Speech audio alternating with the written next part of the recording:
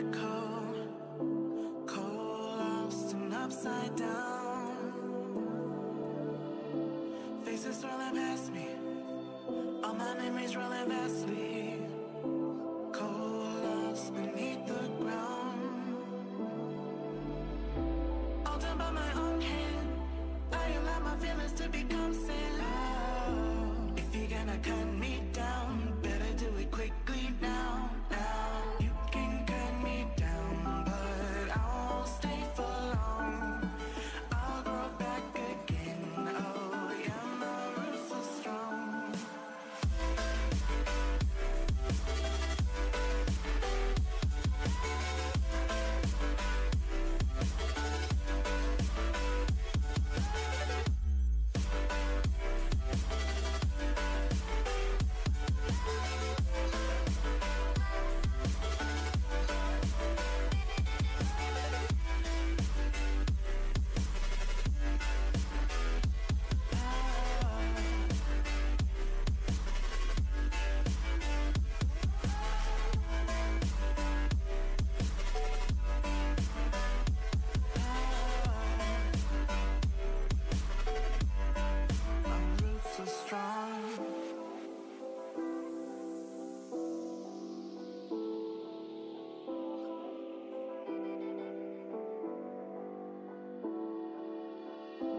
This is not forever.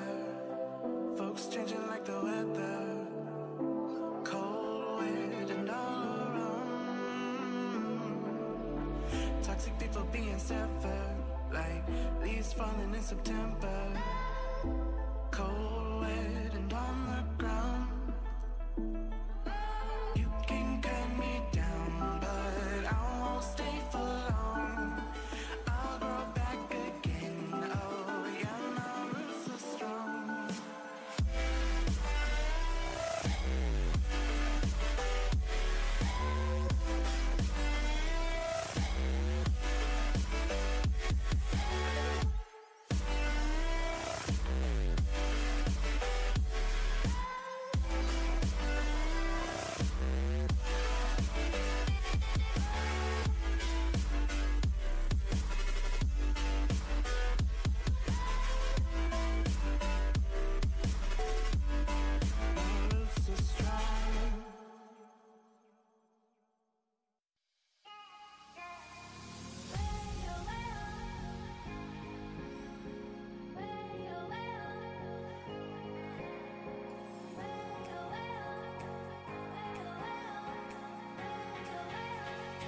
What up, what up, what up, what up?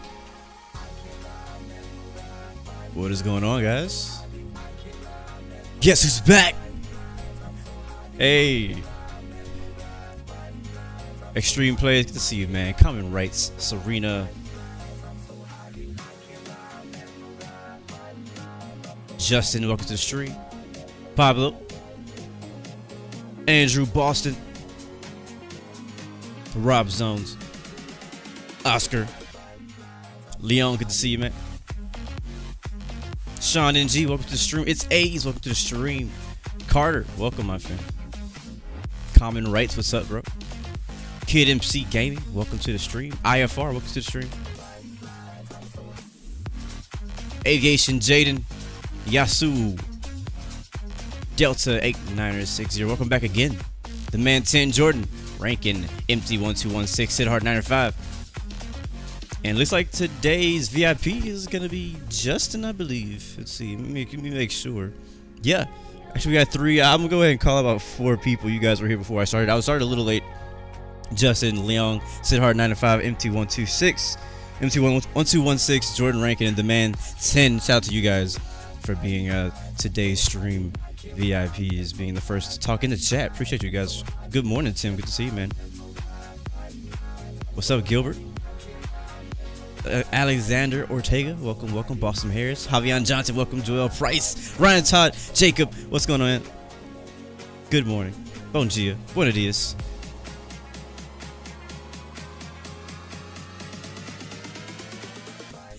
All right, guys, we're almost ready. I'm just loading up the last bit of cargo here. Just throwing on the finishing touches, doing our last few checks. Hopefully you guys doing great. Hopefully you guys can see great. I'm doing checking the stream. It looks pretty healthy. Not dropping any frames. We are live on YouTube and on Twitch. YouTube's looking good. I am checking Twitch now.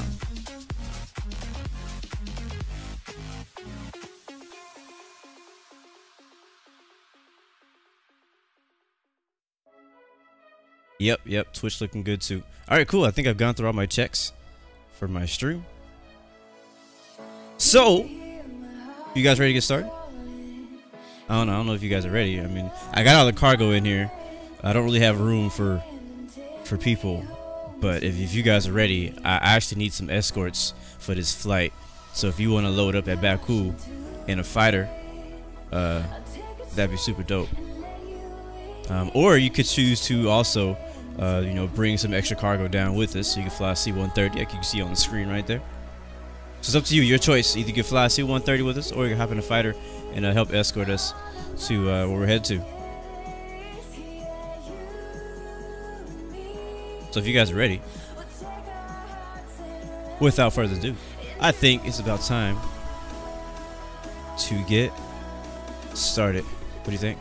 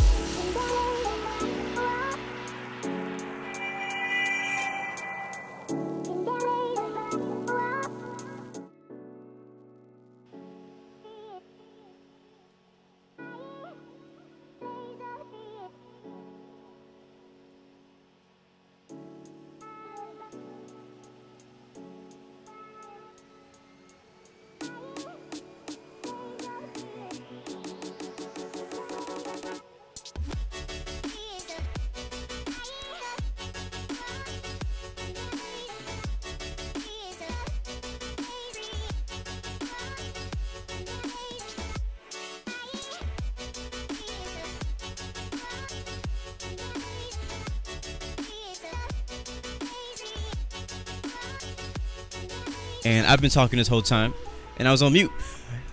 Like I said, guys, welcome. It's your boy Blue Games. Welcome to the stream. Good to see you. Hope you guys are having a great week. We're here at Baku in Azerbaijan, headed to the east side of Afghanistan. We have some very high priority cargo on board this C-130 right now. So that's why I was asking for military escort if possible.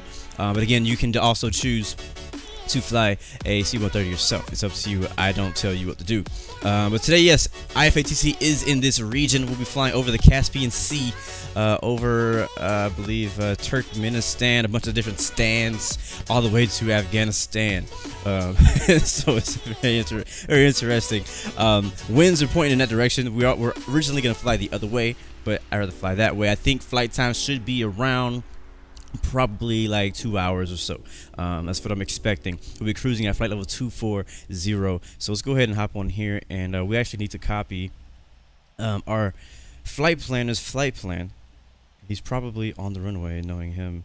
Where is he? Looking for Starly. There he is. I want to copy the flight plan, so now you guys can see where we're headed visually. So this is us here at Uniform Bravo. We'll be headed to the east over the Caspian Sea, down to Oscar Alpha Kilo Bravo over here. So which is I probably can't. Oh, Kabul, down to Kabul International. So it's gonna be a pretty good flight. It won't be too long. I mean, for me, it's about my average amount of time of a flight that I usually do, but I know a lot of you guys do really long flights. That's where we're headed today. And again, IFATC is in this region. We haven't flown this region like forever. Like, I feel like this region is one of like the most, I wouldn't say that because Dubai is nearby, but other than Dubai, there's not a lot of traffic that goes on here on a regular basis. So I'm pretty excited about getting into this flight. So let's go ahead and get started. We do have ATC. We can go ahead and log into the ATIS also, which I will do. So we listen to the ATIS. Baku Haidar Airport, Atis Information Golf, time 1350 Zulu, wind 330 at 24 gust 34, visibility 6, temperature 12, dew point 8, QNH 1013 remarks, intersection departures allowed, gate hold in effect. Rolling departures only, landing runway 36, departing runways 36 and 34 Notons, severe weather in area, advise on initial contact, you have information golf. Alright, we got information golf. Gate hold is in effect. Rolling departures only. I think we'll be expecting, which one are we closest to? This is runway 36. Yes, we'll be using runway 36. Is this all of us? Holy crap. Sorry guys, also this time of year, like my nose is just ridiculous. Like all the pollen outside, it's springtime out here. It's just horrible. So I'm trying to do my best not to sniff a bunch and stuff like that, but you know, I may have to mute myself here and there to like sneeze or blow my nose or whatnot. So anyways, let's go ahead and hit up the ground frequency, aka clearance delivery, and you know, request the pushback. Baku Haidar ground, Blue 116, ready for pushback. Pull up all of our doors. Baku Haidar ground, Blue 120 heavy, ready for pushback, Blue 116, hold position. Baku Haidar ground. Alright, we're being told to hold position. I think somebody's behind us. Yep, that's why. Eva Air. So it's pretty busy actually. Again, this is one of the, I think this is actually the most I won't say popular, but this is the busiest airport currently on the server. ATC is in this area, so this is one of the airports that they're controlling in. Who do we have for our controller today? We have Dylan Bright as ground. What else do we have? I think if I go to the map now, it's pretty cool. I can actually click on here and I can see who's controlling. Yeah, we got Dylan, and flying high. Cool, that sounds good to me. I believe where we're flying to, there's currently no ATC in Kabul, but you never know, somebody might show up. Never know. So we're gonna sit here and wait for. Looks like information. Wait, how does he have information Foxtrot? We have information Golf. How is that possible for you to have information Foxtrot? I don't understand.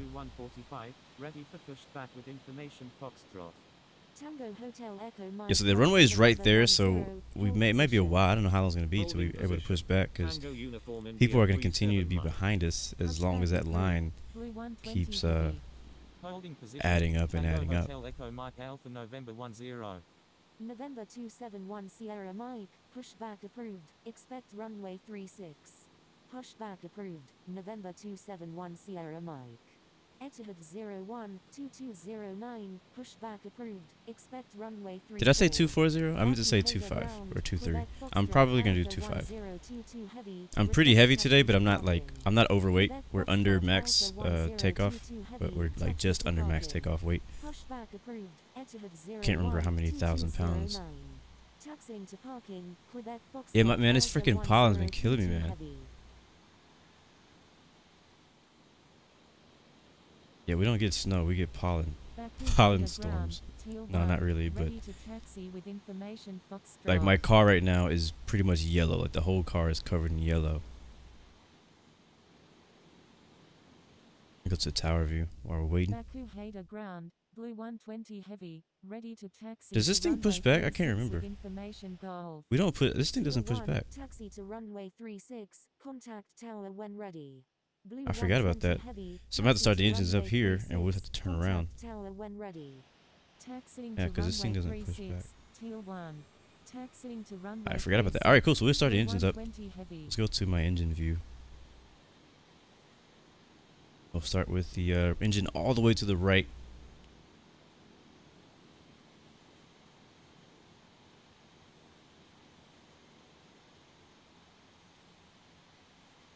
Baku Haidar ground, November 271 Sierra Mike, ready to taxi to runway 36 with information Golf.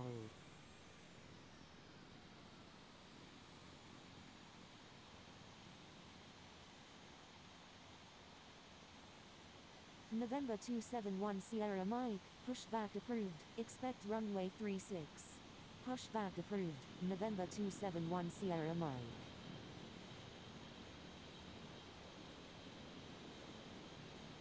Baku Hader ground. Alpha Papa Oscar. Yeah, no, I'm not activating reversers to simulate a pushback. I'm not doing that today. But I mean, yeah, it makes sense. But yeah, I'm not doing it. Not doing it. November 271 Sierra Mike. Ready to taxi. All right, I think those two engines are good. Let's go to the other side. See which one of these views gets me to the other side. Pushback approved. Expect runway 36. November We'll do that. That's fine, I guess. Taxi to runway Starting engine number 2. Contact tower when ready. Taxiing to runway 36. November 271 Sierra Mike. Pushback approved. Alpha Papa Oscar Lima Lima Oscar 9. North Shuttle 27. Pushback approved. Expect runway 34. Pushback approved. North Shuttle 27. Baku Vader ground, Blue 145, ready to taxi to runway 36 within. Yeah, we're still holding position, guys. We haven't been told that we have not been approved to push back yet. I'm pretty sure when I look back behind us again, it's probably going to be like a ton of people back there. Let's see. Holy crap. Yeah, we got an F-22 behind us now. Blue 145. Pushback approved. Air Force 11. November 309 India Mike, you're on an active airport. Please contact Baku Hader ground on 121.7. Baku Hader ground, November 309. You see C-130s in real life use their reversers to push back. November 309 India Mike. I mean, it's not, I mean, people, they do that all the time in real life. I just don't want to do it myself. Alright, beacon lights on. I forgot about that. All the engines are green. Taxi with information golf. Baku Vader ground. So we are ready when ATC gives us the pushback clearance. Pushback with information golf. Baku Hader ground. North Shuttle 27. Ready to taxi with information golf. Jacob, what's up, man? My name in game is Blue 120. I'm sorry, that's Justin. Blue 116. That's so funny.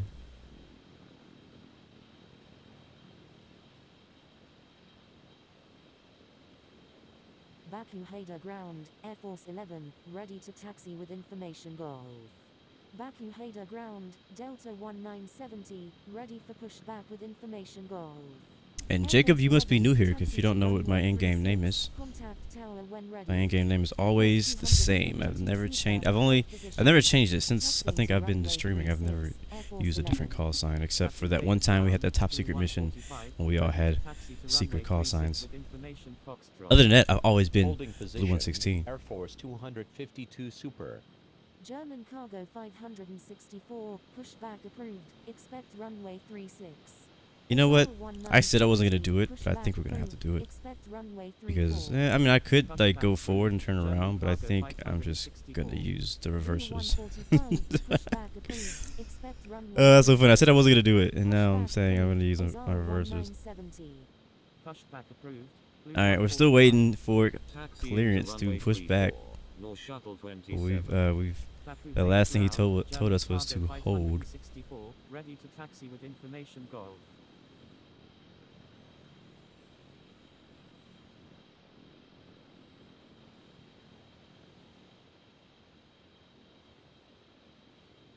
German cargo 564, taxi to runway 36, contact tower when ready.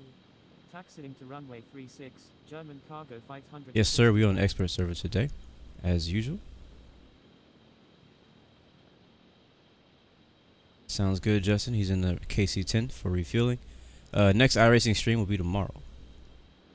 Wait, what is today? Yeah, tomorrow we'll be racing at Martinsville. I'm actually really excited about that. It's funny. The iRacing schedule is pretty good this week, and I'm not going to talk about too much racing right now, but there's like 8 different series that I want to race in. Not for like live streams, but just in general. There's like 8 different series that I want to race, including NASCAR, IMSA. There's another NASCAR type series that's going on, IndyCar. There's like a lot of series that I want to race, but I'm still doing the one main Martinsville NIS race.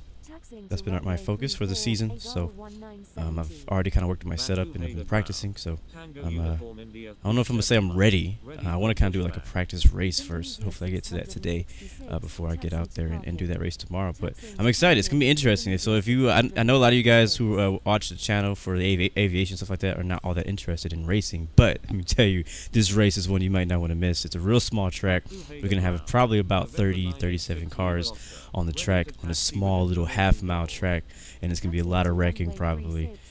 So hopefully we survive. My goal is to survive. So we'll see what happens though. Disregard last message. So on the ATIS, they mentioned about some pretty bad weather in the area. Now, what did they mean? So let's go here and see what the weather is. So we have winds are 320 at 30, gust 20. Holy crap! Kavik, we have the temperatures 12. Dew point is 07. QNH 1014. So wow. What does that mean? R88. I've seen that before. So you have a 20 knot gust. So be careful because I am heavy. So I'm a little concerned if those winds can be a problem. The winds, I think the winds were 320. We're taking off 360. So we'll be taking off into the wind. And I think I just parked in the worst spot. I should have parked somewhere else. But we still have not been told to push back. And I'm gonna mute myself because I gotta blow my nose again.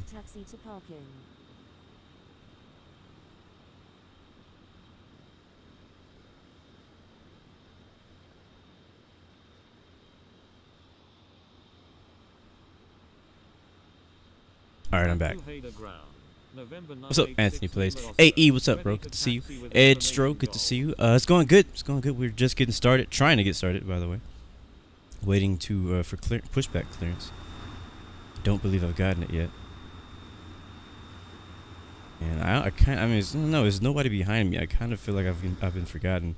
There's also 3 aircraft behind me who are kind of like holding short or holding also. So I'm not really sure what's all going on. Not really sure.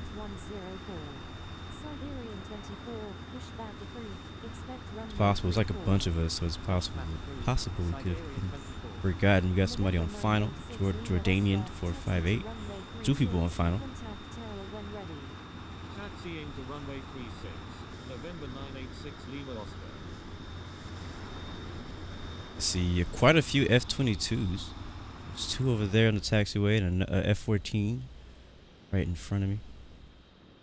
We got 1, 2, 3, 4, 5, 6 C-130s and a random 747 Korean Air in our cargo spot. Go park somewhere else. This is cargo parking, not airliner parking. Yeah, I mean, if you look at the winds down the bottom of my screen, the winds even say 23 right now. We're just sitting here. Extreme plays. Yeah, we didn't do any 100 this week. I don't know when we're going to do it again. I want to do it some more. Yesterday, me and Fire and Passion just went to play some Rainbow Six, so that's what we did. And I also didn't have a lot of time. I had a lot to work on. I've been working on a pretty big new project.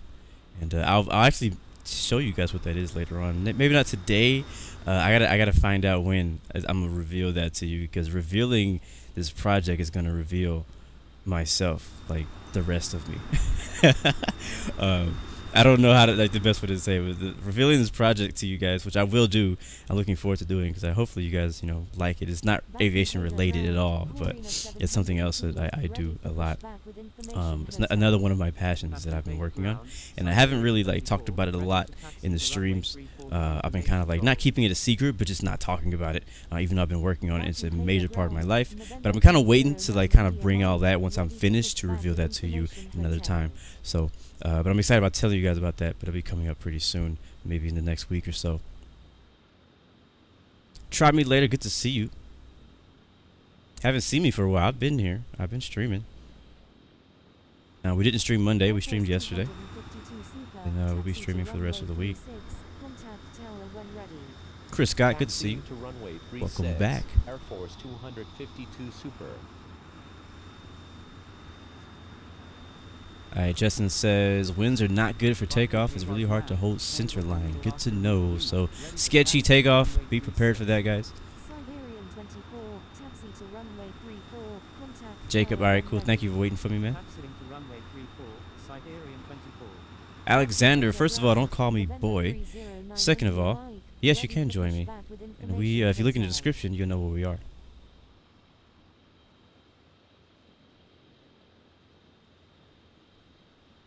Baku Haida ground, Jordanian 458, request taxi to parking. So we're still sitting here. I don't know what's going on, ATC. What's up? What the problem is? Why can't I push back? I requested pushback Baku Haida ground. 10 minutes ago. 7. Ready for pushback with information hotel. It was definitely 10 minutes ago. I've been stalling and talking this whole time. Ready for pushback with information Try me later, yes sir. I am streaming on YouTube and on Twitch. YouTube gaming, whichever you prefer. Thank you, Mr. Memes, for the compliment. Is there 4 of you holding a taxiway? They're just... Thank you, Tromulator, for that follow. Appreciate it, my friend. That butter smooth stream. Appreciate that, man. I'm not dropping any frames. And I don't know. I think I do use anti-aliasing. I have my settings turned up all the way up. Plus I have what's it called? There's another thing called I have limit frames turned off. That way I get 60 frames per second or more. One reason I love this plane is because this interior right here. Beautiful interior. Our co-pilot over here. Is ground even online? Like, you exist, bro. What's going on? We gotta get out of here, man. Somebody tell ATC we got places to be. Lufthansa 125 Heavy. Request taxi to parking. Baku Haida ground, Tango Hotel Echo Mike Alpha November 10. Ready for pushback with information Golf. Yeah. I mean, he said that gate, like in the ATIS, it says gate hold is in progress. So I guess we're being held at the gate, but I'm burning fuel right now. I'm about to turn off some of these engines. I really am, actually. We're going to turn off the right sides. We're going to be pushing back the other direction.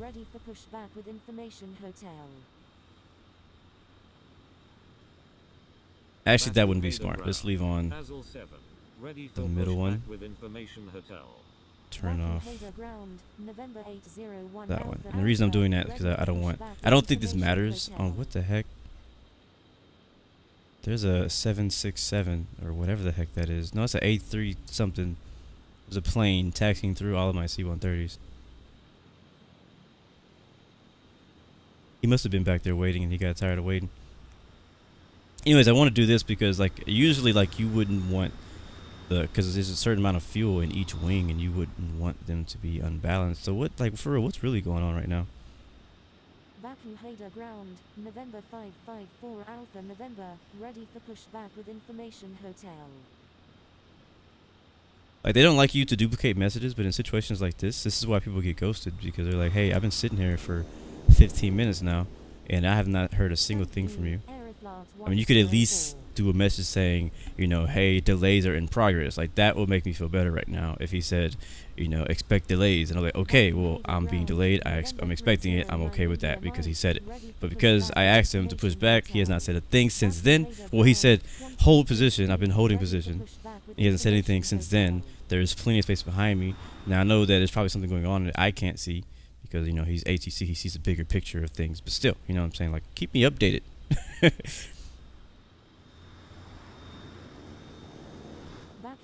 mean, say I'm sorry or something, just to show me that, hey, I haven't forgot about you. I know you're still sitting there. I know you're still waiting.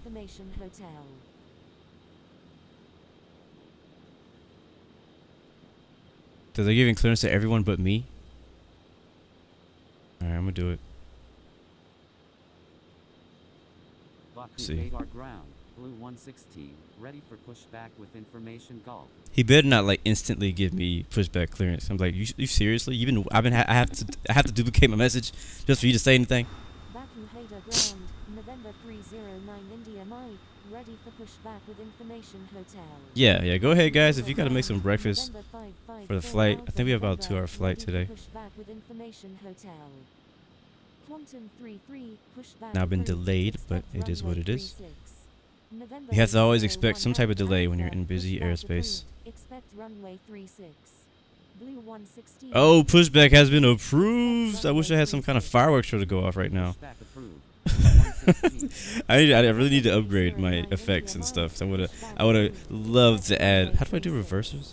November 554 Alpha November. Oh yeah, right. This one right here. So brakes off. 458, pushback approved. Expect runway Can I do 36. reverse with 2 engines? Holding position Alpha Papa Oscar Are we Lima moving? Lima Oscar 9. Holding position November 554 Alpha November. Pushback No, we're not approved. moving. Jordanian 458. Baku Haida ground Blue 1930. I'm trying to do reversers. Ready for pushback with information hotel. They only had 2 engines on. Chris Scott, how many C-130s in the flight? I really don't know. We'll probably get a better look when we get in the air, or at least get out of the ramp area. We've been waiting for pushback for 15 minutes, so don't know. Baku Haida ground. From what I can see around me, I see 3, 6, I'm 7, 8, 9, 10 C-130s at the moment. I believe a few have already taken off a while ago. Baku Haida ground. Azul 7. What is the Ready for airport pushback elevation? with Let me make sure I check that information hotel. first. See if we can. Can I? November 801 Alpha. Yeah, now we're moving. All right, cool. So I guess 2 engines were not enough power to reverse thrust our way back.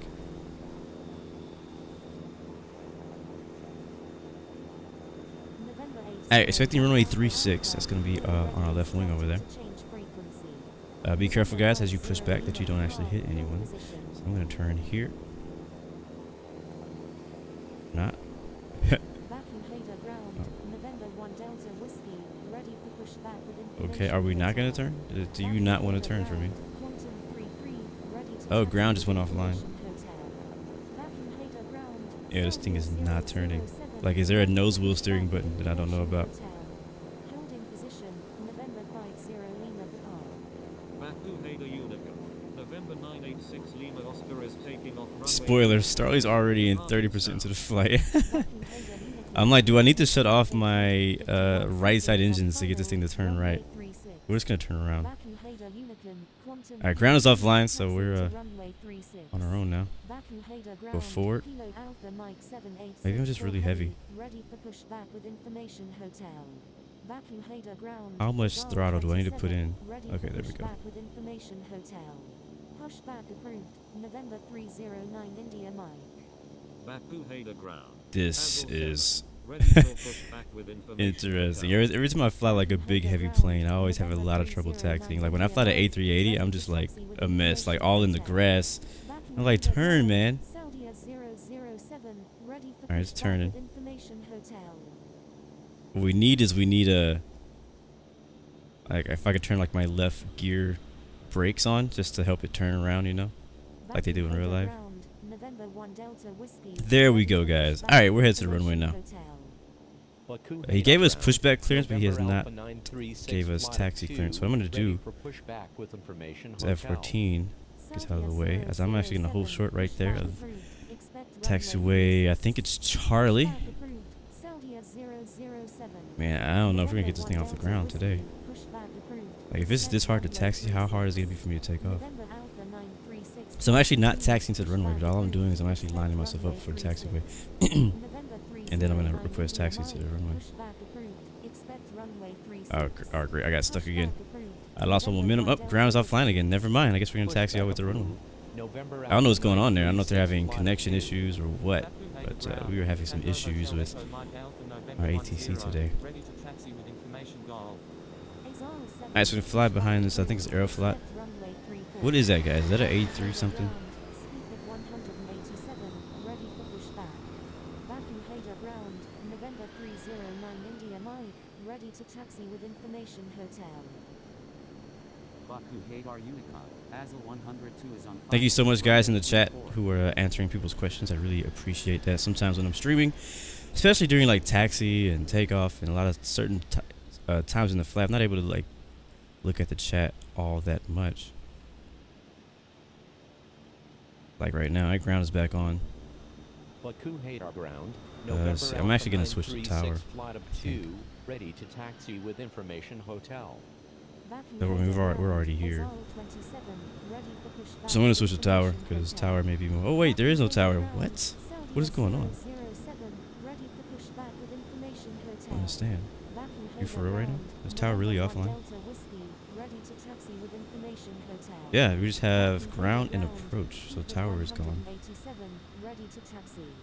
Baku Hadar ground, Saudia 007, ready to taxi to runway 36 with information. So contact ground, and I guess I need to request taxi because now he's online. Expect Be runway active. 36. The information Gulf. Ground, Blue 116, And I don't even have my brakes on. I'm just sitting here. I'll turn them on though, just in case. We'll go flaps 20%. Contact tower when ready. Roger, roger. 36. Contact tower when ready. taxiing to runway 36, Blue 116. Sounds good, Justin. Appreciate you waiting up for us, man. Hold position. Holding position, Azal 27. Baku Hadar ground, Alpha Papa Oscar Lima Lima Oscar 9, ready to taxi to runway 36 with information Golf. Baku Hadar ground, Tango Hotel Echo Mike Alpha November 10, ready to taxi with information Golf. November Thank you. 1 It's a Delta A330 Whiskey. 200 to Taxi be exact. I runway appreciate that, 36. Andrew. And Extreme Contact Plays, tower thank when you, bro, Baku for Hadar wishing me ground, the successful November 50 takeoff. Lima Hopefully we do Papa, have a successful ready to takeoff and we don't have to push back with respawn information and then hotel. wait for ATC to Baku clear Hadar us ground, for pushback again. 187, So ready to we got a nice taxi little group. We got a bunch of to runway C-130s, a few 36 fighter escorts, and we 187. also have a couple KC-10s. I know we have one already in the air for refueling. And I think you can refuel Kilo this Alpha too. Mike 7864 heavy. If I'm correct. Taxi to runway 34. Contact tower when ready. Taxiing to runway 34, Kilo Alpha Mike 7. Is this guy not going? Like, what's going on here? Alpha Papa Oscar Lima Lima Oscar 9.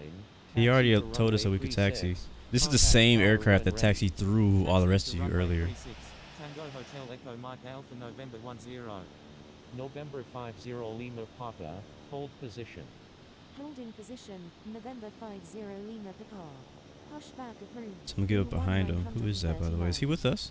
Baku Hadar ground. Hazel 7. Ready to taxi to runway 34 with Bro, information flap, hotel. flap. Actually, there's no one ahead of him. Like, there's no. I don't even know why he's so far back here. Expect runway 34. Pushback All right, approved. we're gonna Azal contact tower if 27. there is a tower, Hazel 7. There is a tower. Taxi to runway 34. and Contact tower we'll when see ready. if we hear any communication between him. If we do not, I will go ahead and request takeoff, and we'll just have to ignore that he's even there. If he's AFK, because he might be AFK. There's nobody on final, I don't think. Oh, actually, there's one plane on final. But he could still hold short at the actual hold short line, which I don't even see one. No, there is no hold short line, but still, he could be a lot closer. Can I pass him? Contacting Baku I'm going to approach on contact 129.3. request takeoff, see what he says. Hazel 36. 104 heavy. Departing to the east. If I get clear takeoff, I'm going to pass him. Tower, Blue 116, ready for takeoff. Usually you would only request takeoff if you're first in line. But in this situation, where this guy is not responding, and he looks like he's AFK, ATC probably will either ignore that he's there, or they'll get rid of him.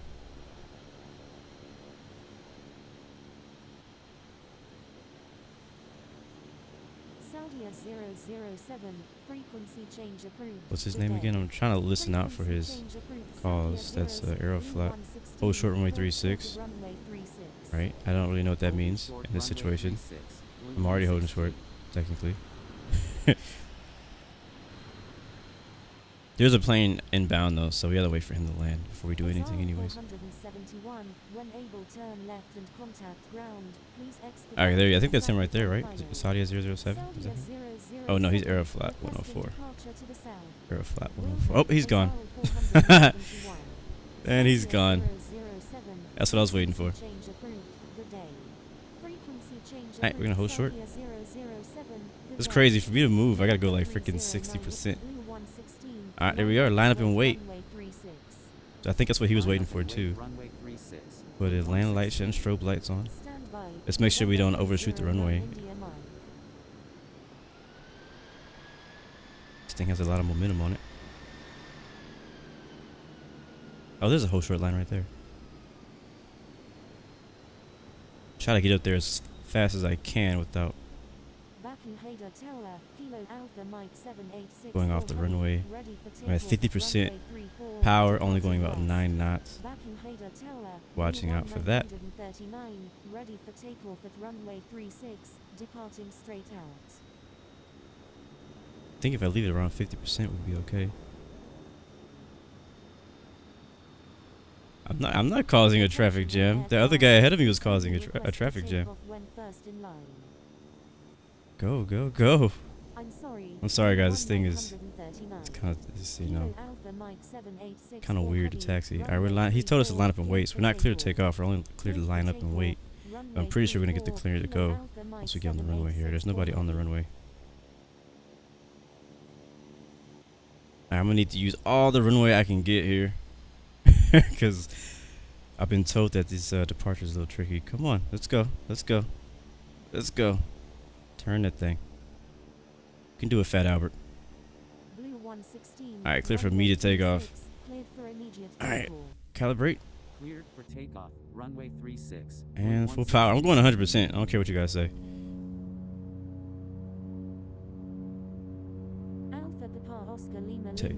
Oh, holy crap. Holy crap. Jeez. This gust ain't no joke right now. You see me like trying to hold this thing. Holy crap, this gust. Alright, stay in the center line. There you go. There you go. It's smoothing out. And are we up? We're trying to be up. Alright, we're up. Nice. Right, positive climb, gear up. That gust is hitting us. Look at that right there on our speed. You can see how much it's gusting by the speed right there. It keeps jumping up and down. So I'm gonna get a little bit of altitude here before we make our right turn. Yeah, Justin wasn't lying about that, about those winds on takeoff. So guys, make sure you watch out on those winds, because if I were in a lighter plane, that probably would have been a very, very difficult takeoff. But because we're so heavy, I think it actually helps. Thank you, ATC. Frequency change approved. A good day. Alright, passing 1,500. Slow climb. And then we'll go ahead and start rolling to the right here. Make our right turn. Approach was online earlier, but I don't think we need to talk to approach. We would need to talk to departure. Sometimes approach acts as departure, but I don't think they're doing that today. So right now I'm 100% throttle still and 150 knots. That shows climbing around, I want to get around 2,000 feet per minute if we can. I don't want the speed to drop too much because I don't want to stall and fall out of the sky.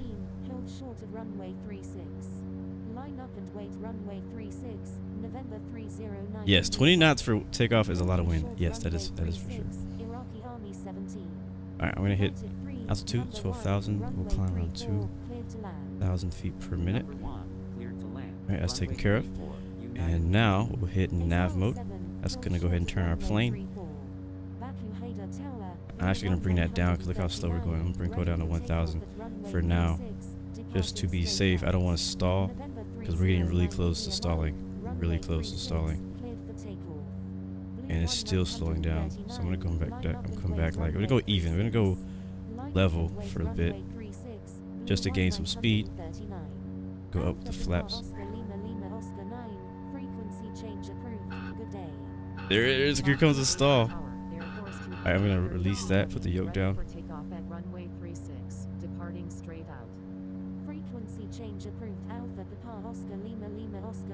There we go.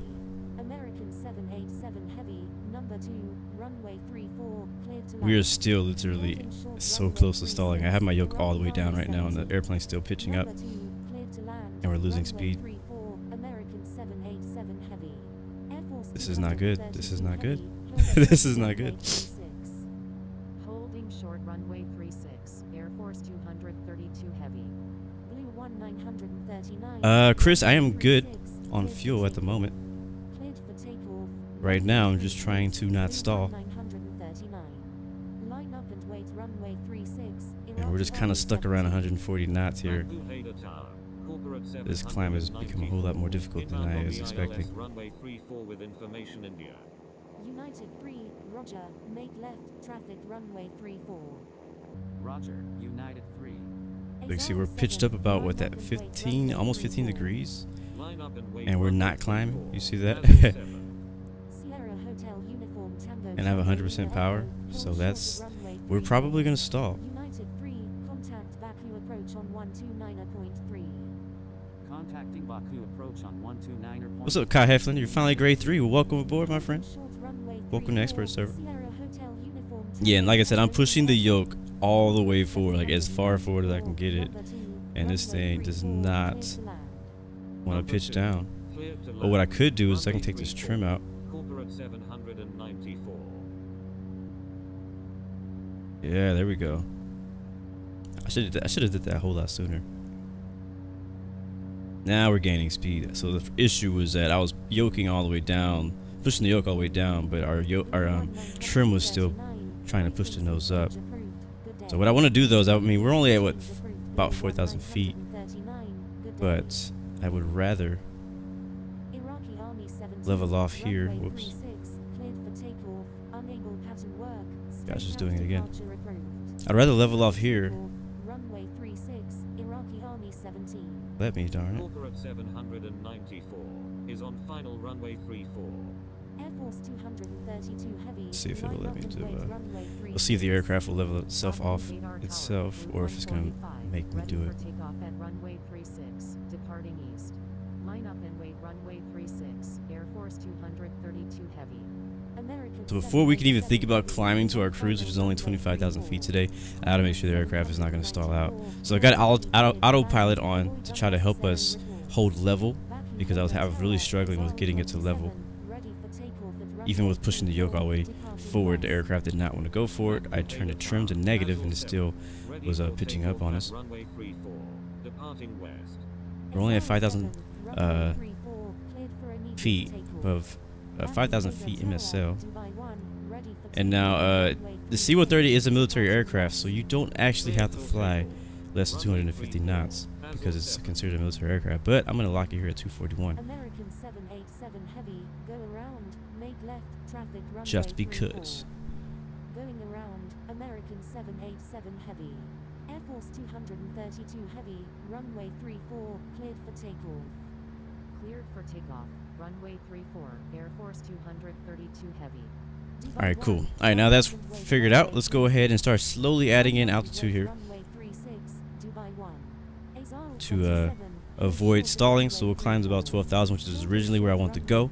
And we're going to try to climb about 500 feet per minute first. We'll see how the aircraft reacts to that. And then if it likes it, we'll keep going more. What's up, Gaming International? Good to see you, bro. Welcome to the stream. We're going to speed up to 250 knots. Because we can. I think we're already getting passed by somebody. Look at that. Look at how bumpy it is right now. This is a C-130, a massive C-130. Heavy, massive C-130. We're getting thrown around like a Cessna. Frequency change approved. Good day. Frequency change approved Azul 7. Good day.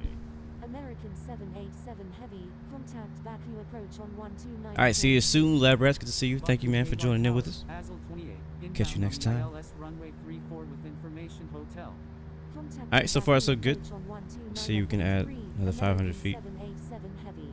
Azul 28, number 2, runway 34, cleared to land. Number 2, cleared to land. Runway 34, Azul 28. Yeah, Chris, that's actually a good idea, but I want to fly the KC-10. Sorry, not KC. I want to fly the C-130. We haven't done that in a while. And we got plenty of people flying the KC-10, so I knew the risk when I chose.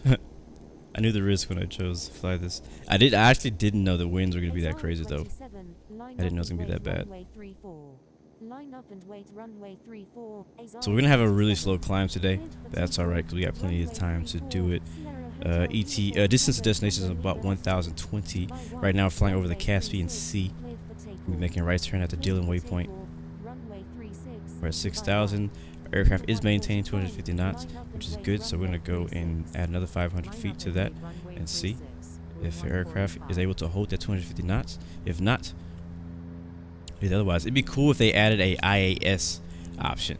If you guys, I've mentioned this before. I use it on X-Plane all the time. Basically, what IAS mode is, it's kind of like auto throttle, kind of. But basically, what it does is that whatever airspeed that you are currently at, it will climb to the best of its ability at that speed. So if you're in a, I don't know, whatever plane you're in, and you want to go 250 knots, and you want to climb up to 12,000 feet, or your aircraft, depending on your throttle input, depending on how much throttle you input, it will climb to the best of its ability at that throttle input at that speed. So that way you can't stall, because it's, you know, if you can't climb at 2,000 feet per minute, it's not going to climb 2,000 feet per minute. It's going to climb at 800 or 1,000 or whatever it can do at 250 knots. So it'll really help with not stalling. So it'd be cool if they added that feature.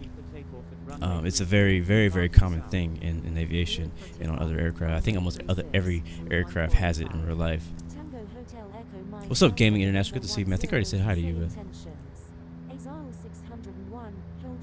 are people still being delayed coming out of the airport? Thank you, Billy Blue the Man, for that follow, man. Appreciate that, man. Welcome, welcome. Good to see you. The Man 10 has been on the ground for 30 minutes. Yeah, we were waiting just to push back for, what was it? I mean, I started the stream. We started I think I requested. I think it had to be about 20 minutes. Because first I said 10, then I said 15, then I said 20. So it was about 15, 20 minutes we were waiting. Thank you for that donation on Super Chat. Billy Blue says, "Keep it up, bro." Thank you. I really do appreciate that, man. Thank you for the support in the channel. You guys really, really do help with making it possible for me to be able to do this type of stuff and to bring it at the quality that I do. So your donations definitely help with that. So appreciate that, guys. But yeah, we got a pretty long delay coming out of the airport, and I mean, I'm not really sure exactly why. I actually had to do something that you're usually not supposed to do, and that's request pushback twice. I asked for pushback again, and I finally got cleared to push back. But the first time I asked, he said hold position, which I did, and we waited because it actually was busy, and there was a lot of people behind me.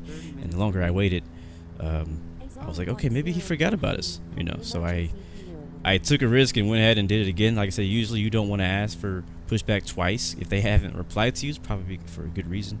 But I didn't really see the bigger picture here.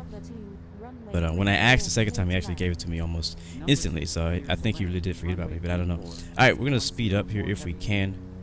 290. Still climbing at 1,500 feet per minute, passing 10,000 just now. Again, if you just joined us, we just took off out of Baku in Azerbaijan. That's what that is behind us in the sunset there, which looks really freaking dope right now at the moment. I'm still on ATC's frequency. I just haven't tuned out. We're just listening to that in the background. But now we're flying over the Caspian Sea, headed down to Kabul. So should be once we get to our cruise, I'm expecting about a 2-hour flight. But I don't know how long it's gonna take us to get to cruise. Right now, you see our fuel says it's in red. What is our actual? Our load is 94%. Holy crap! What is our actual ETE to destination? So I packed on about 4 hours of fuel, and the flight is only supposed to be about 2. I think I put about 4 hours, 4 hours and a half of fuel, and at the moment it's showing red. But right now it says it's all right. ETE destination 2 hours 37. It's in the white now. Oh wait, I'm looking for fuel remaining is what I'm looking for. Where's that? Ready for takeoff at runway 36, departing east. Tango Hotel Echo Mike Alpha November My fuel. 10. Oh, there it is. Change approved. So we have 3 hours 40 minutes of fuel, about 24%, and we have about 2 hours 38 at this speed though. We're gonna be speeding up, so that's not really accurate. Let's go ahead and turn off these landing lights though, because we're above 10K. That looks good to me. Air Force 502, line up and wait runway 36. Line up and wait runway 36, Air Force 502. Baku Hader Tower, speedbird 187, ready for takeoff. You know what, you're right, I completely forgot about that. You guys can refuel me. I forgot you can do that. Look at that F-14 right ahead of us. It kind of looks like a video game. It reminds me of a video game I used to play a long time ago, like the view of the F-14. I forgot what game it was. It was like some really, really freaking old game. Yeah, I think we're leveled off now at 12,000, which is great. Gonna speed up even more. I don't know how fast this thing can go. We're expecting 25,000, maybe 23,000. Haven't really decided. Line up and wait, runway 34. Straight through the cockpit we go. Dead. I don't think he knew we were speeding up. Go 320, and then we'll go ahead and pitch up. I'm gonna take this trim out. And again, just a reminder for all the escorts out there who are flying fighter jets, anything. I'm cool with you flying close to me, as close as possible. It's all good. Just don't touch me. Don't touch me, man. Don't touch me. All right, up to 23. We're gonna try. We're gonna try to get to 23. Let's see if it actually can get up there. We're gonna try to get to 23,000. We're gonna climb about 1,500 feet per minute.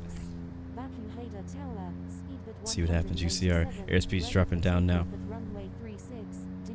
Altitude is going up. Vertical speed's going up. Fuel's not going in the red. I'm probably gonna change the time because again, I don't want to fly at night. I'm gonna tune out. We no longer will have that. No longer have ATC. We may or may not have ATC where we land at. I don't know. We'll see what happens. Not expecting it, but it could happen. Never know. Maintain slowest practical speed. Maintain slowest practical speed. Bravo Lima Sierra 007. Yeah, no, C-130 just doesn't really have all that much power. I just ran into you, Chris. Oh, that's funny. That's funny.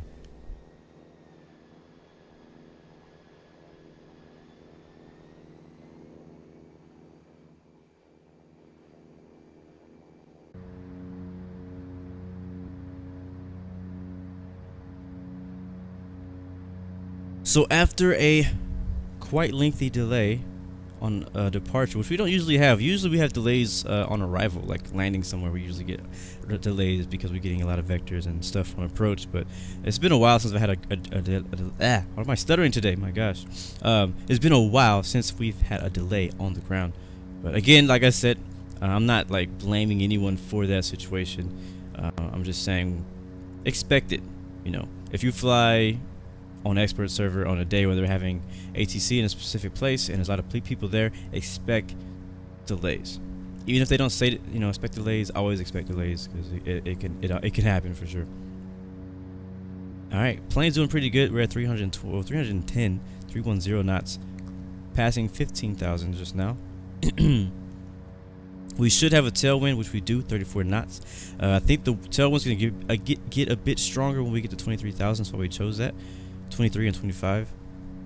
So I want to go that high if we can make it up that high. Like I said, we have plenty of time. We have a pretty, not a long flight, but we have a couple hours of flying the zoo, so we definitely have time to make it up to 23,000 as long as the aircraft can handle it. Nice sunset happening behind us. I'm probably, like I said, going to change that. Probably going to change the time once the sun goes down because I don't want to fly or land at night.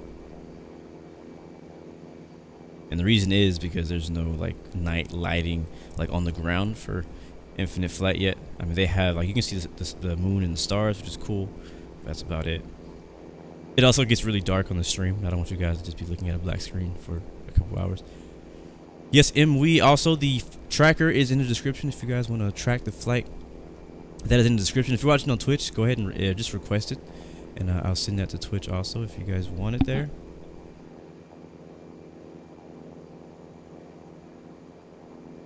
Alright, Ryan Todd actually has to leave in about 10 minutes, so if you guys want to refuel with him, do so now.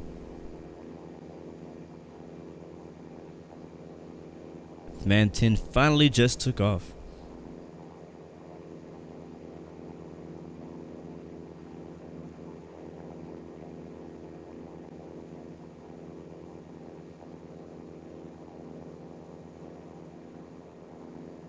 Javion Johnson, our first death of the stream. Javion Johnson said he just crashed because the plane was so slow.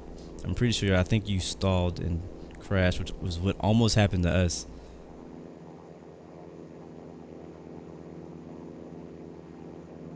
Alright, Starley says he's at 210 at the moment, and the C-130 does not like to climb higher, so that might be as high as we get then. We'll be expecting that. Also, Justin is also in a KC-10 too. I believe his call sign is Blue 120, so you can refuel with him also if you need it. Since you broke your phone, how'd that happen? Leon Key, just finished your flight. Cool, bro. I have other C-130s catching up behind me. Yeah, I see one. Like I see a few little specks, strobe lights way off in the distance back there. Go to scenic cam, see what we got here. See what we got on the scenic cam. Blue 120 heavy.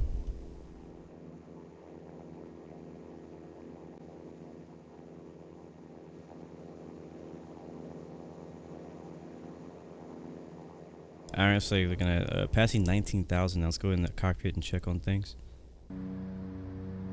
Yeah, we're at 290 knots right now. Our speed is set to 310, so we're going a bit slow. I'm gonna bring my speed down to 1,000 feet per minute. That should give us a little bit more airspeed as we climb. What is that ahead of us? Oh, it's F-14. I don't want to know how you broke it. I assume you're sitting on the toilet playing Infinite Flight. You dropped it. That's what I assume. That's what my guess is going to be. Starley said he's so far ahead we can't even see him. Yeah, we were on the ground. You had like a 20-minute head start on us. Leon Key, yeah, you can still join. Maybe fly something faster than the C-130 though. That way you can catch up.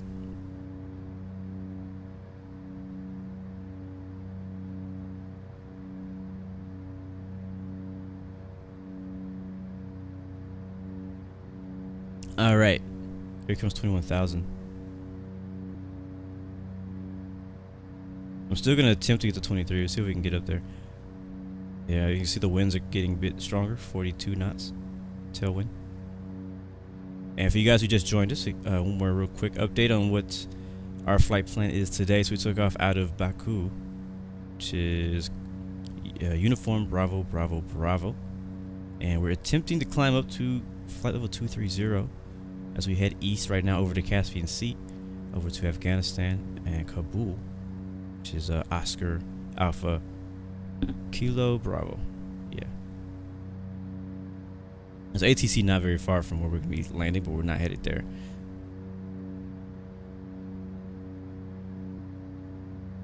And we'll do, once we kind of get like away from the busyness area, we'll do a count and all that stuff. And we'll wait till we get to 1 hour ET, do our shout outs like we do as usual.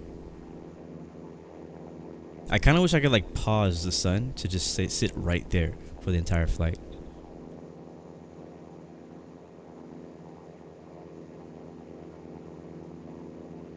Justin, you hate the C-130? I like the C-130. It just kind of depends on how heavy you load it with. Like I loaded it basically, as you saw, 94% load is what I'm carrying right now on the C-130. So I'm heavy. So that departure was pretty difficult to get up in the air because one, it's crazy windy already, which is difficult for anybody to take off in that type of wind situation. But on the other hand, I'm heavy, like really heavy, so it's kind of tough to stay out of a stall. I also rotated a little earlier than I could have rotated a little bit later. I rotated a little earlier just to make sure I got off the runway because I wasn't sure how long it was going to take me, how much runway I was going to need. All right, we're actually almost at 23,000. We're at 282 knots.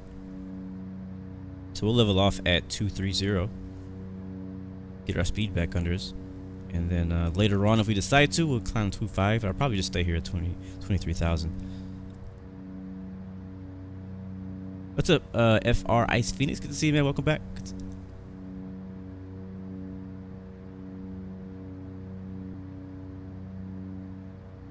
Alright, I'm gonna turn map off. Doing good over there? Yeah, you're good? Cool, cool, cool, cool. Now the cool thing about flying at night is you can see like beacon lights at different airports, but that's what those are. That's all you see is the airport beacon lights. But if it had like, you know, night lighting and things like that, kind of like X-Plane and all the PC simulators have, it would make flying at night a little bit more enjoyable.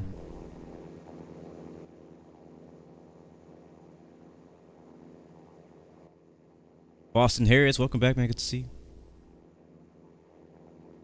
Air Force 232 is behind me. All right.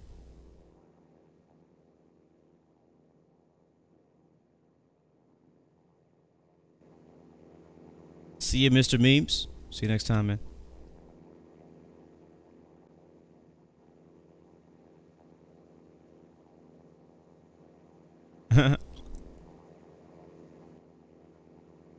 Yeah, we haven't done a C-130 flight in a long time. We did one a while back. We flew out of San Clemente, and we did like a little like airdrop, which is like really freaking cool. That video's still up on the channel. It was a while ago though. I think it was one of the, probably within the first month or two that Global had released, is one of those videos that we did. I believe so. Now, what I wanted to do is I wanted to go to an airport where before Global, so you guys, for you guys who weren't here before Global, pre-Global, you won't really know anything about this, but as you know, back before Global came out, San Clemente over in the Southern California region was one of the most busiest airports, and it was tiny too, only one runway. So it was one of the busiest airports on the game at times, and a lot of people flew there, so I want to fly there or fly from there with the Global being out, so we could actually see the scenery of that place and do that route. So I think we flew from San Clemente to, I'm not 100% sure where we landed at. It was somewhere in the desert. Might have been Nevada or something. Alright, cool. We've leveled off at 23,000, our cruise, and the aircraft is not really going to go any faster than 290 knots, so that's okay. I'm okay with that. Ground speed's 457. That's going to put our ETE destination at about 1 hour and 58 minutes. It's just under 2 hours, so it's pretty slow. Even with the 48 knot tailwind, it's gonna be pretty slow. Flight time right now is 25, so it's gonna have us flying around 2 hours and 30 minutes in total. So yeah, we're gonna be chugging along the way here, going pretty slow. It looks like.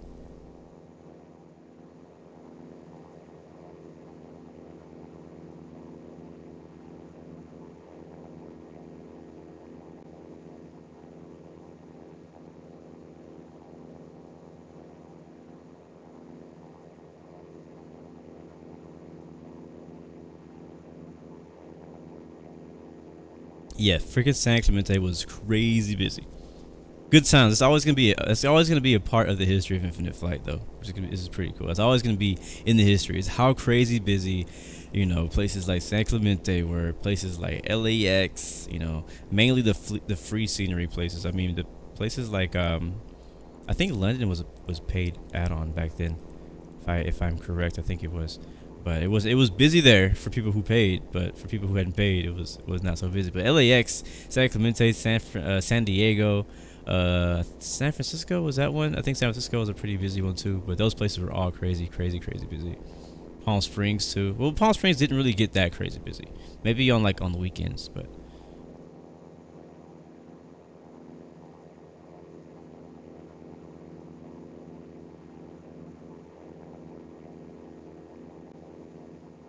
Wow, Javion Johnson says he just passed 5,000 after being in the air for 10 minutes. Yeah, man, it's going to be tough in the C-130. So if you guys want to fly something else, I don't blame you. I've already committed.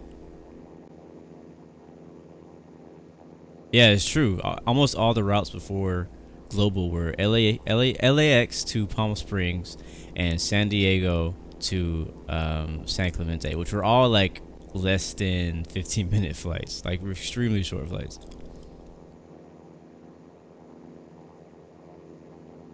What do you mean, Scorpio? National U.S. flight? What does that mean?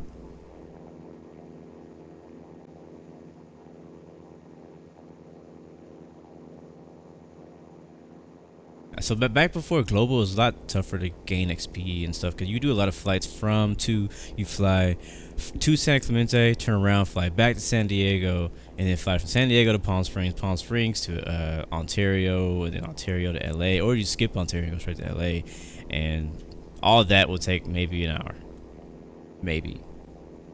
And you would only go like as high as maybe 15,000, 12,000 feet. You don't really need to go any higher. So like, I mean, some people would do like, they create flight plans where they like circle the entire region and then land so they can get like an hour, 2 hour flight. But it's I'm so glad Global came out. Now we don't have to do that anymore. Now we can fly wherever we want. Oh, Amsterdam was free, not London. Thank you. Austin Jones, you requested to join my airline. All right, cool. I will check that out after the stream is over.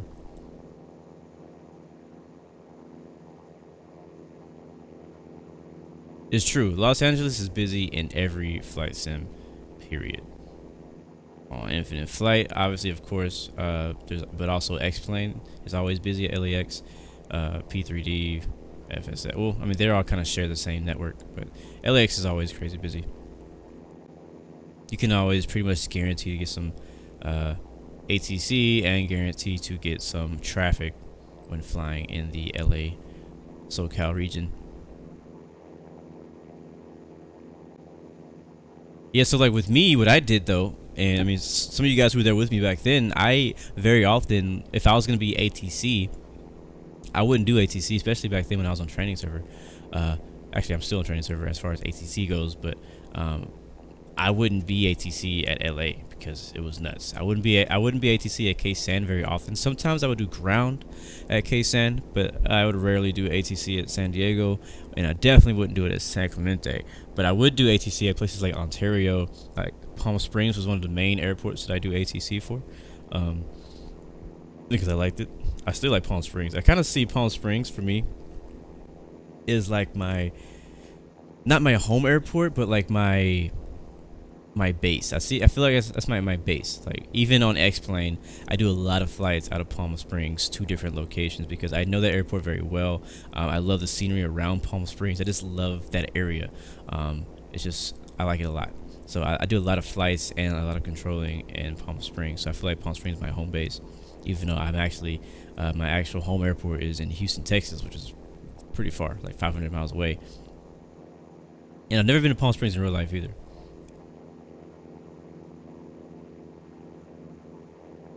But I would always fly to places that are a little bit less popular, like Ontario, like Palm Springs, because I didn't want to, especially when I was flying on training server. I have to remember this because back then, before Global, I think I was grade 3, but Expert server had like little to no traffic before Global came out, which was, and I mean, they didn't have like a IFATC weekly schedule either, so it was very, very spread out at times. People flying a lot of different really random places, and so it was not as busy. Like it wasn't as fun as you could say to fly on Expert server before Global came out, because I feel like they really upgraded their system when when Global released.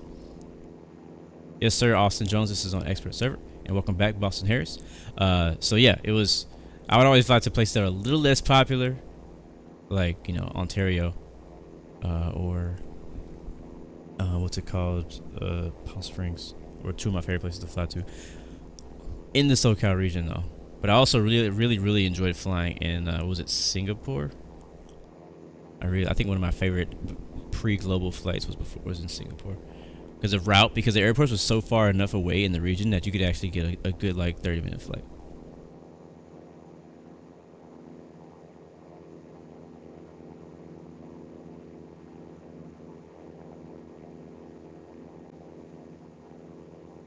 Dang, FR, where did that happen on Infinite Flight?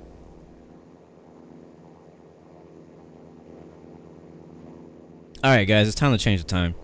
We ain't flying at night. I'm about to be God for a second. We're gonna pull it back. There we go. Oh wow, that's white.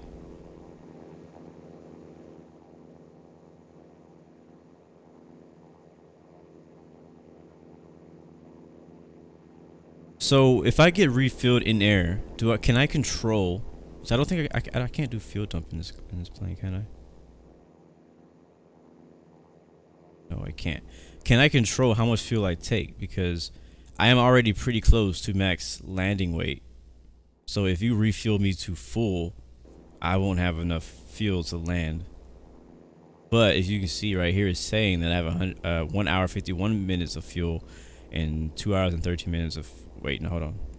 No, 2 hours and 13 minutes of fuel left, and I have 1 hour 51 minutes to go. So like I don't have much cushion.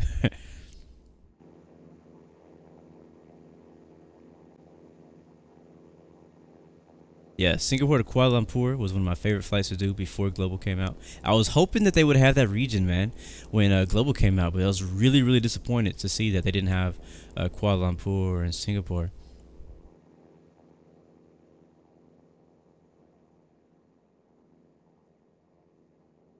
Boston Harris, what's my favorite type of plane? What do you mean by type? Like, do you mean like 737, 787, A320? Or do you mean like Boeing, Airbus? Or do you mean like airliner, general aviation, fighter? What do you mean by type? That's what I was thinking too. I was like, if they would have just used Singapore's old scenery, like what it was before Global was, I would have been okay with that.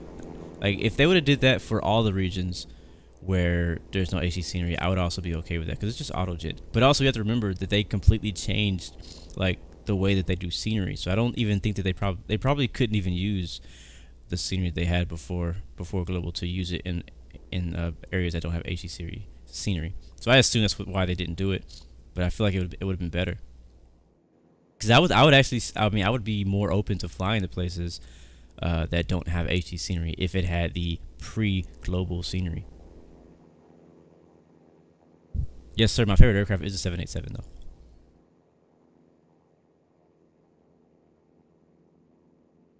Fly with John, you can post that link on Discord, but you won't be able to post it on the YouTube chat.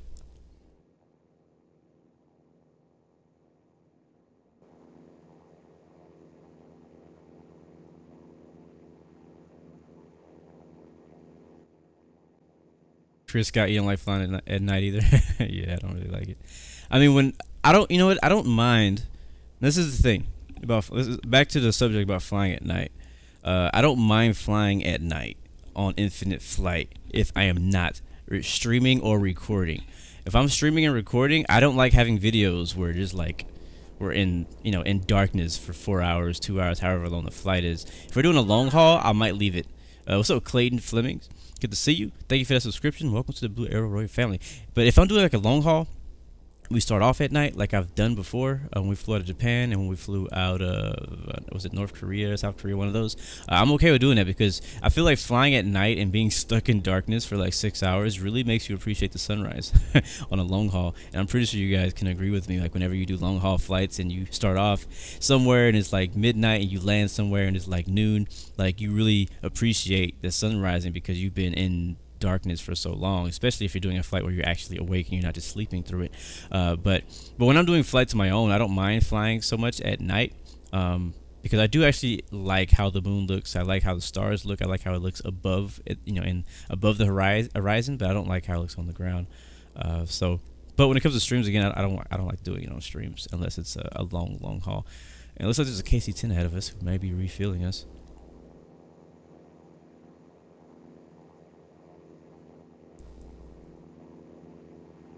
But when it comes to other games, like X-Plane 11, I actually really do enjoy. I do a lot. I wouldn't say I do more than I do daytime, but I do quite a lot of flying at night on X-Plane.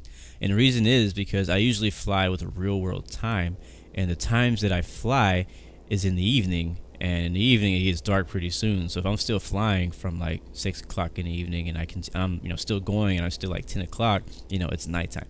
So and I also like it on there because it actually does have night lighting on the ground, so I actually can see all the street lights. You can see the cars driving by. You can see ambulances driving down the highway. It's really cool, the night lighting they have on X-Plane 11.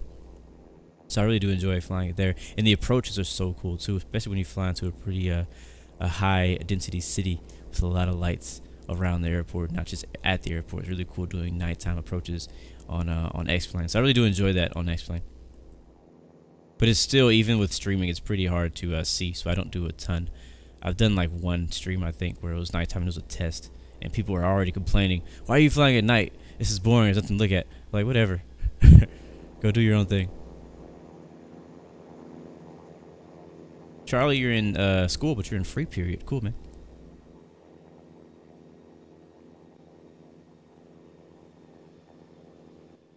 All right, let's take a look. Are we getting refueled? Yep, we're refueling. We're about to pass them, but we're refueling.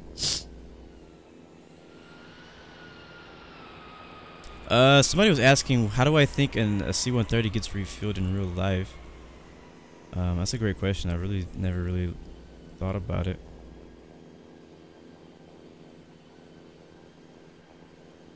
Wow, we've already gained an hour of fuel just now.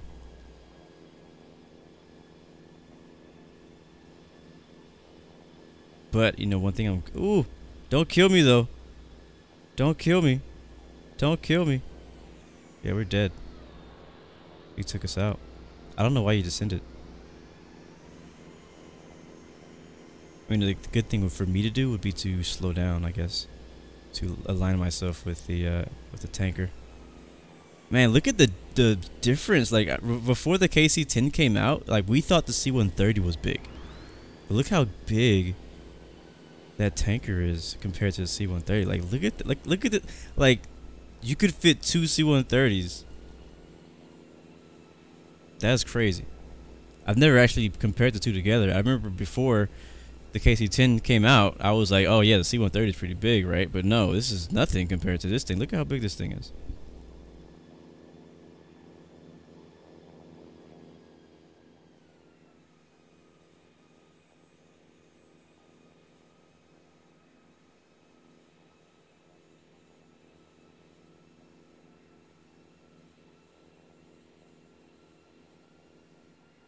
Back to the other question about how the C-130 is refueled. I'm pretty sure, and I think somebody else is in the chat saying the same thing, but I'm pretty sure that there's like a something on top. I don't know if it's that little circle right there. It might be this circle right here. I've never actually seen it happen, but I think there's some kind of thing on top where the boom goes into. I'm pretty sure it's not the wing, because that wouldn't be safe. Like usually, like bigger planes like this, you would refuel with on the wing, on the ground, but it wouldn't be safe to do that in the air. I don't feel, especially with the props and stuff. Thank you for the refuel. Who was that? That was Blue 120. Cool. Only issue is now we're mad heavy. Look at this. Load is 139%, 185,000 pounds. Fuel remaining is now 8 hours. Holy crap, bro. What did you give us? Because whenever I loaded up fuel on the ground, I actually brought my fuel all the way back down. Like it like defaulted to like 8-9 hours fuel or something like that, and I brought it all the way down like 4 hours because we were already heavy because of our cargo load. So now with having our cargo load being what it is, which is I believe still 95%. How do I say? I think it's that airplane load. Yeah, it was 94%. Now it's 139. So we're way above max takeoff and max landing weight. So that's gonna make for a very interesting approach. Yay! How heavy are we? What's our speed now? It doesn't seem like it's affected our speed. So we're alright, but I'm pretty sure we can't climb for anything. But thanks for the fuel. I think that may cause us some issues when landing.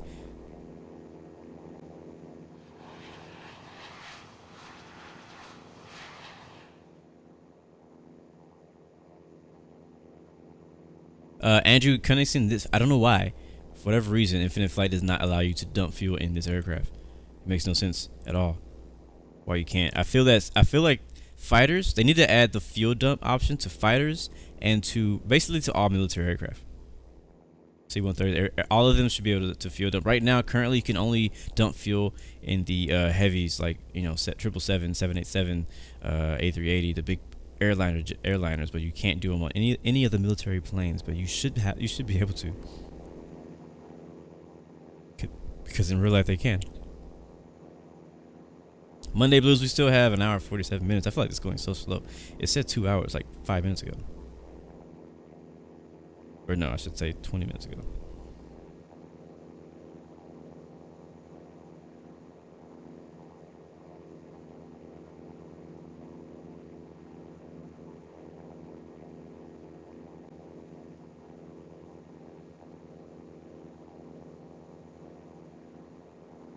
Thank you, Austin Jones. That is correct also about the C-130 refueling procedures.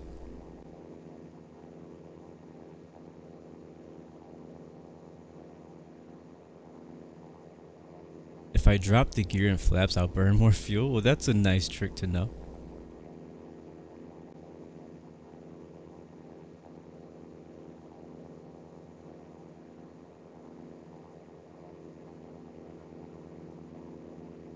What I could also do, well, we're already 100% throttle. That's another reason that our fuel was burning so quickly, is because we're at 100% throttle just to maintain this altitude at 280 knots.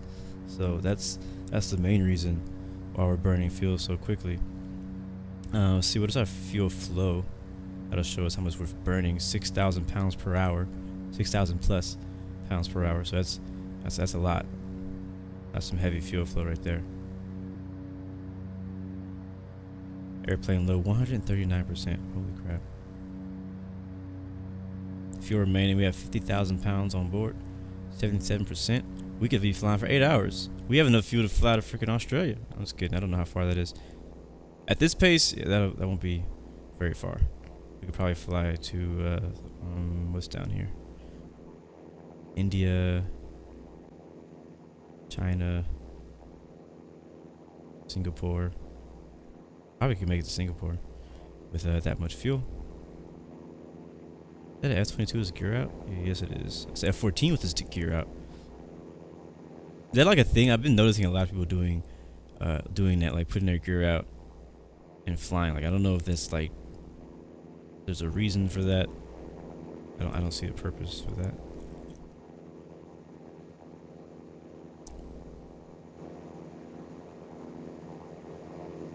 These are all back cameras. Oh, whoa, what's going on there? That's a glitch.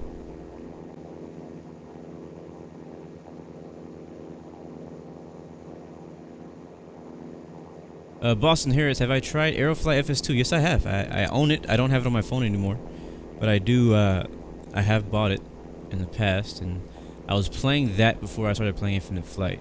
And once I got Infinite Flight, I didn't go back. But Aerofly FS2 is a very good mobile simulator. Yeah. I don't know if I would call it a simulator, but it was pretty good. They do a good job. There's also Aerofly FS2 on desktop. I've never played that version.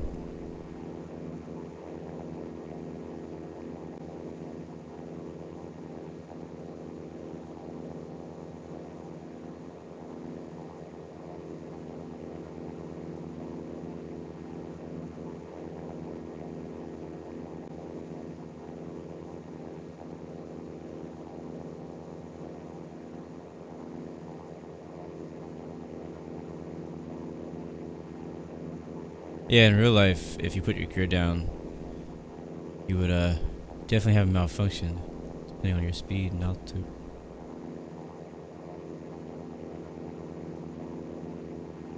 Boston Harris says fly to Oklahoma. We have not flown out Oklahoma, I don't think. British, what is the nearest airport? Great question. I don't know. Don't know. It is nothing. We're in the middle of nowhere again. Take a look. Let's zoom in. Wow, there really is nothing near us, except for UT55. And yeah, who is this out here? And we can't even see Starley. Like, he's up there somewhere. Right now, it looks like I'm the first aircraft, but that's not true because there's somebody ahead of me. He's so far out, we can't even see him.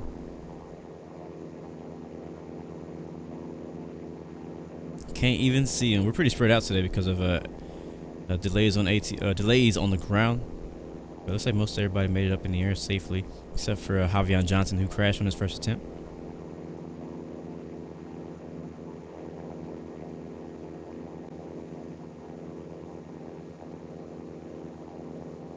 FR says fly to Atlanta. We've flown to Atlanta like a lot of times. I think of all places, Atlanta is probably like somewhere we've been the most to.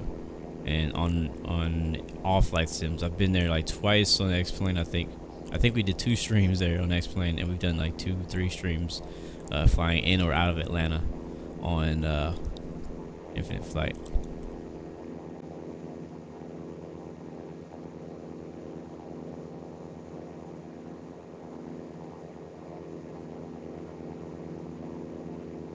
Alright, so we're cruising. Today's motivational quote of the day brought to you by the Walking Fruit. We got a new one. Somebody new sending in motivational quotes.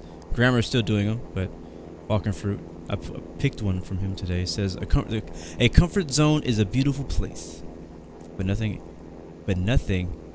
ever grows there. A comfort zone is a beautiful place, but nothing ever grows there. I like that a lot. Because it is like we get so comfortable with life and things that's going on. Like we get in a situation and we're like, you know, this is where I'm comfortable. This is where I feel comfortable. I don't have any stress. I'm good. You know what I mean? It's just relaxing. We can chill. You know what I mean? Whether even if you're in a bad situation, but you just get comfortable with how your life is going. You know, you're like, yeah, it's just it is what it is. You know, you always say it is what it is. There's nothing I can do about it. You know, you're just in your comfort zone. You don't want to really do anything about it. You don't want to try to do anything about it. And then also when it comes to other things, like if you want to be successful at something, but you don't want to get out of your comfort zone to become successful, you want to continue to be lazy and sit around and not actually do what needs to be done to make whatever it is that you're trying to do successful, you're just gonna stick in your comfort zone again, because in your comfort zone, nothing is gonna grow there. One thing I always tell people is that you're never gonna find success in your comfort zone. You're always gonna have to do something that you don't want to do. You're always gonna have to do something that that's going to challenge you, that's going to push you, that's going to challenge you. It's not, you know, it's not going to be easy. You just can't sit back in your comfort zone like, all right, I'm just going to do this, and then, you know, we'll see. You know, I'm just going to post this. You know, I'm just going to make an Instagram account, and I'm just going to post like one picture every like 3 months, and I'm just gonna get like 1 million freaking followers or whatever it is. You know, it's a small little example, but you gotta do something. You have to get out of your comfort zone. You're gonna actually have to work. You're gonna have to try. You're gonna have to push yourself. You have to do things that you've never done. You're gonna have to try things you've never done. You have to take a risk. You're gonna have to fail at things over and over and over again until you can become successful. But none of that stuff is going to be found inside of your comfort zone.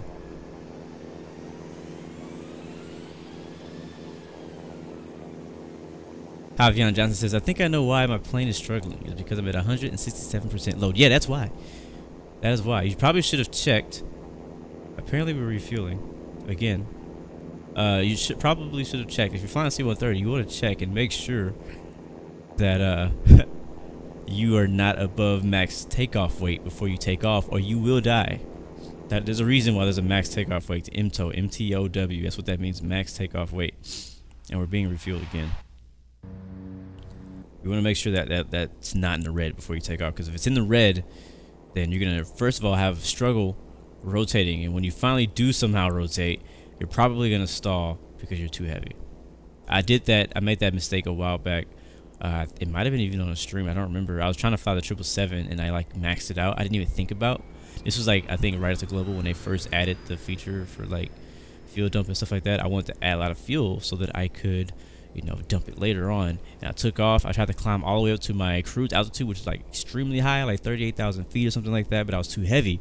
I was too heavy to go all the way to 38,000 feet. I ended up stalling, and I think I crashed.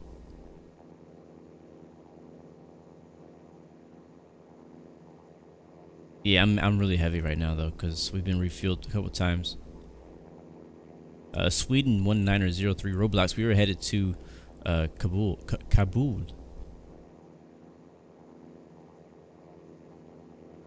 Aviation inbox, good to see you. Alright, Boston, see you later.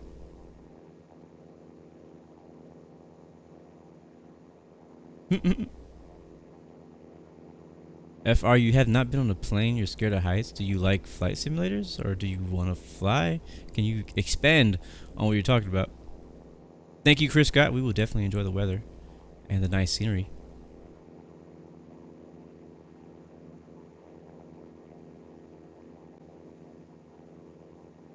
I mean, you guys saw the difficulty I had just taxiing to the runway, and I was just below max takeoff weight.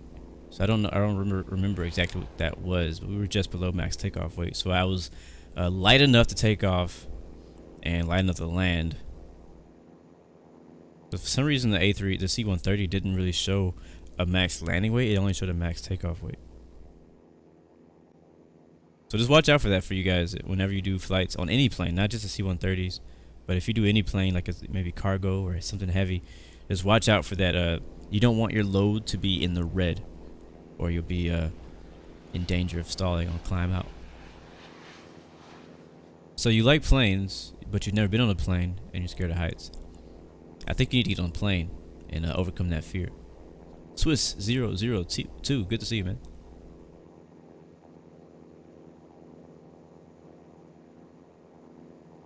The man 10's asking, have I flown any real aircraft before? And if so, which one? I assume you mean like actually took the controls of an aircraft. I have only done that one time ever, and it was years and years ago. How can I say this? Basically, all I did was I took the controls and did like a few like rolls and turns. One of my godfather, he is a pilot. He originally was a fighter pilot in the F5, and later on he flew for what's now merged with United Continental, and he flew for FedEx. And I believe he actually flew the MD-11. I'm not sure which plane he flew. Sorry, but yeah. So now he has like a little Cessna. I think it's a 172. He also has something else. I haven't really been over to his hangar in a long time, so I don't know what planes he has. If I went over there, I'm pretty sure I would be able to say exactly what it was. But a while back, when my first job was working for him in his hangar. He was building an office inside of his hangar, so I helped him build the hangar. And also, I helped to wash his plane. So that's kind of was my summer job. It was my first job ever. It was my summer job, and that was to, basically be his little assistant for a while. He worked at the hangar, and I would help build the office, help put carpet down, do a bunch of construction type stuff. But then he'd also have me take his planes out of the hangar, pull them out the hangar, and wash them. Like kind of like a car wash, but with planes. And so that was cool. I knew back then that I loved planes. I enjoyed aircraft and aviation, so I really enjoyed being out there. It's really cool, like working at a. He actually, his hangar is right down the street from my parents' house, which is where I was living at the time. And it's a small airport called Hooks Airport in Houston. So I think the ICAO code is Kilo Delta Whiskey Hotel. And so there's a lot of small planes flying there, a lot of general aviation planes for the most part, but a lot of also charter flights and private jets fly there. But the airport's big enough to receive like C-130s, KC-10s, anything bigger. So from time to time, I would see like big military planes fly in there. It's not a military airport at all. It's just a civilian airport, but sometimes they'd have military aircraft flying there, probably for the cheap fuel, I assume, and even like Apache helicopters. A lot of cool stuff, but it was really cool working there. Under the table, it was cash only, but still. Anyway, so the point is, one day he's like, "You want to go up and fly?" I was like, "Yeah." So we hopped in the Cessna 172, and then we taxied to the runway, and he was controlling the plane this whole time. I had the headphones on, and I was kind of out there for the ride, kind of like a free discovery flight, you could call it. And when we got in the air, he kind of flew over our house, and then so I can kind of get a look, and he started doing like these what do you call them? I forget what they call them, but the turns were like you're like really like sideways. I forget what you call those. And then he was like, "Here you go, take the controls." And I was like, "Wait, what? You want me to fly?" I don't know how to fly. You want me to fly? You want me to take the yoke and fly? So yeah, he gave me the yoke, and he just let me kind of do like some turns and stuff in the air, and that was a lot of fun. That was my first ever hands-on experience with flying. So to answer your question, yes, I have flown a plane, but just in that little moment after I did that, he took the controls back, and then we landed. So. But it was cool. It was really cool. I really liked it, and I really enjoyed it. So I look forward to doing it myself. Again, you guys know I'm working on saving up money to get enough so that I can actually go and get my license myself. Go and do my flight training and all that. So looking forward to that. Looking forward to being able to experience that. I'm also looking forward to bringing you guys along. I plan to record those moments and see what I can to bring that real life aviation to the channel in the future. You live in LaGrange Airport in Georgia, cool? Or by it? Small city, yeah. It's a small airport. It has 2 runways. It has a pretty long runway as its main runway. It has right next to the smaller runway, there's a little like lake for seaplanes to land at. So seaplanes can land there. It's a really cool airport. I plan on doing my flight training at that airport. Chris Scott, you flew an airplane from Kansas City to Orlando. Nice. That's a pretty good length flight too. Melvin, we are flying the C-130 right now. Sean 1903, good to see you, man. Nice. The Manson, you have 3 hours of flight time. That's 3 hours more than I do. Sweden, your plane is again, guys. You gotta watch out for the stall. And no, you cannot dump fuel in the C-130, sadly. It makes no sense, but you can't. Thank you, Michael Thompson. Appreciate that, man. See you later, Flower John. A little late on the chat, but I'm trying to catch up.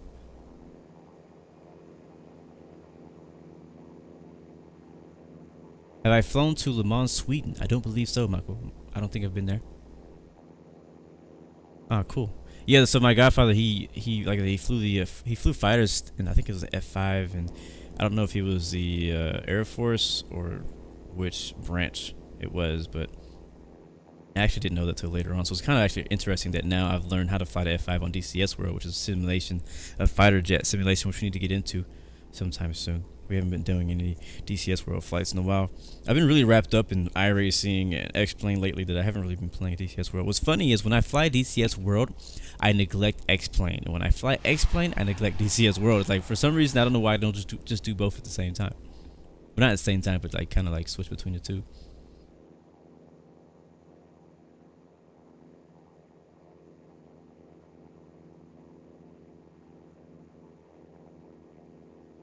Austin Jones, the reason that they say Blue 116 is because that is an actual call sign already programmed into Infinite Flight. And that's why I chose it too, because I wanted them to actually say something. I didn't want them to be like Bravo Lima Uniform 116, which is what they used to say when I first started.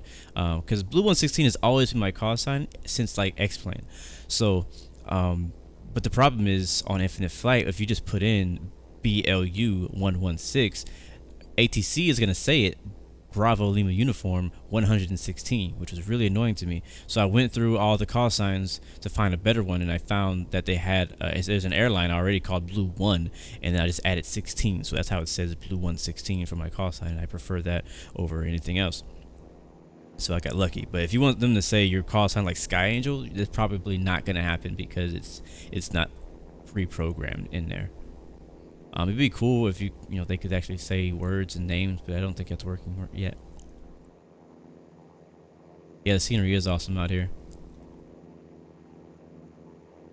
Ryan Todd, yes, you can do what? What are you talking about?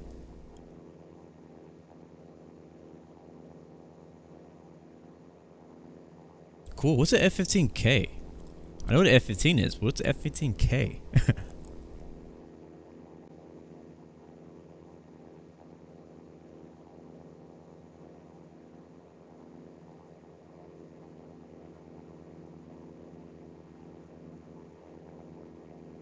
Left turn, man. This looks legit out here, man. It's so cool because we're actually kind of camouflaged.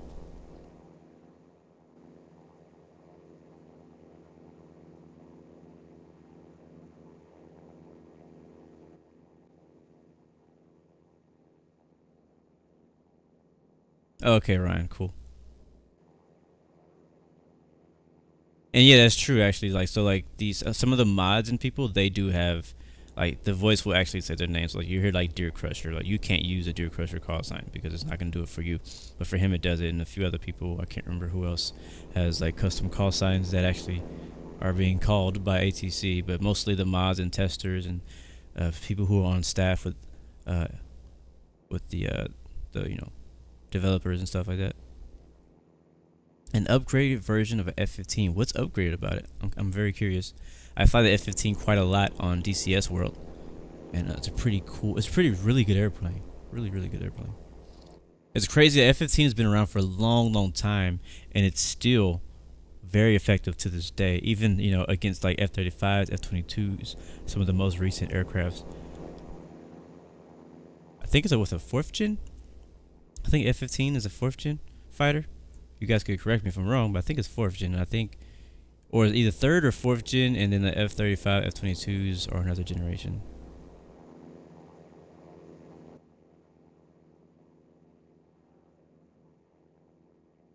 Oh, nice. Las Vegas. Yeah, I've seen him before. I've seen that Las Vegas call sign before. I was like, wait, how did he do that? I was like, wait a second, where is that call sign? Civil Air Patrol. I have heard of that. That's cool, the Manton. Maximilian, what's up? Good to see you. Welcome to the stream.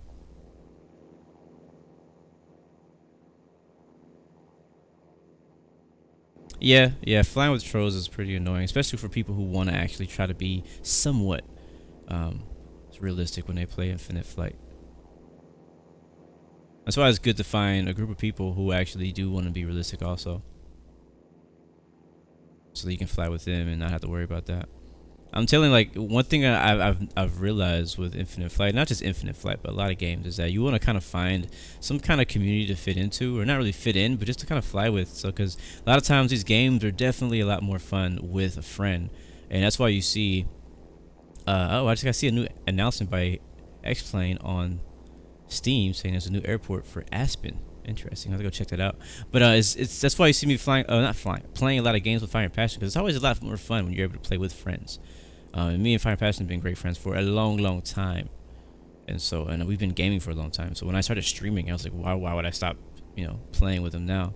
But now we both have new PCs that are very capable of streaming and everything. We tend to play together, but it doesn't mean I exclusively only play with him. But I'm very picky when it comes to bringing people's voices onto my streams and bringing other players into my videos. So I want to just make sure that they share the same kind of, morals and vision, and not vision, but, vision too, but morals and kind of ethics, and they kind of on the same page with the whole motivational gaming kind of thing.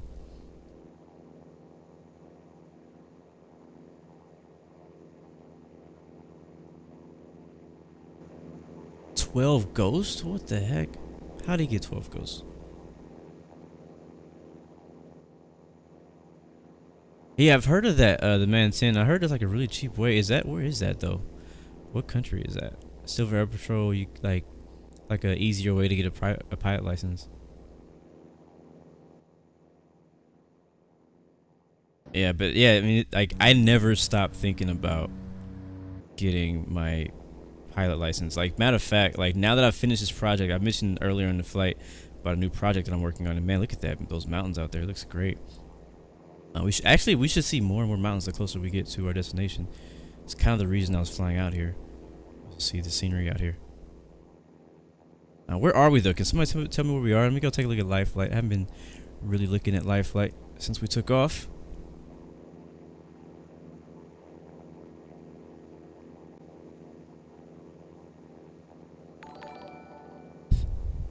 Thank you, Pierce, for that donation and super chat.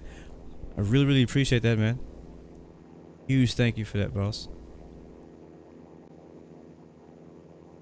Right now we're flying over Turkmenistan, and we're about to cross the border into Afghanistan, and then we won't be too far from Kabul. ETE right now is still 1:22, and winds are 30 knots behind us. Ground speed 437, which is probably like the slowest we've flown in this distance in a while. Usually we're going pretty fast. But yeah, again, thank you, Pierce. Really appreciate that. But yeah, so I never stopped thinking about getting the pilot license, and like I said, I'm finishing up a new project that I've been working on, and again, I'll reveal what that is probably in the coming weeks. But I'm finishing up a new project, and I've been working on this project for like longer than I've been streaming. I've been working on this for longer than I've actually been streaming on YouTube. So it's been about a year and a half, 2 years that I've been working on this. But that being said, now that that's finishing up, a lot of my money and time has gone into that, and so now I can probably I can save a bit quicker maybe to get my, or at least get started with my flight school process. And as you guys who were here with me at the beginning of the year, we talked about goals, and one of my main goals was to actually get started in aviation school, and maybe not finish, but at least get started. Like, my goal is at least get started. I mean, obviously I want to finish and start and finish, which is definitely possible within this year. It's only March, isn't it? Yeah, so it's definitely possible, but my goal is to at least start. Because at this moment, because of how things are going in my life, and where money's going, things like that, it's not really looking easy. But then again, never give up. Make it happen. Thank you, Pierce. I really appreciate that, man. Appreciate that.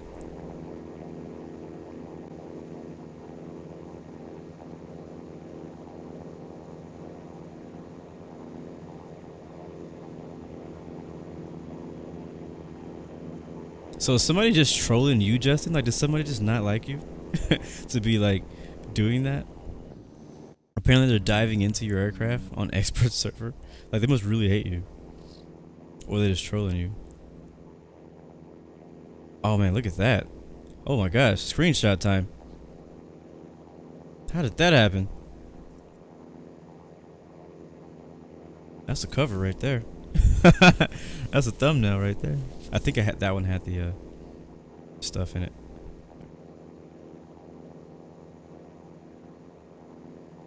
Get a better view of that. Let me see.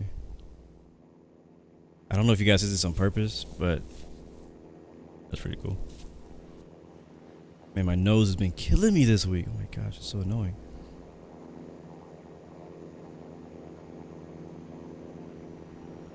Cool, cool.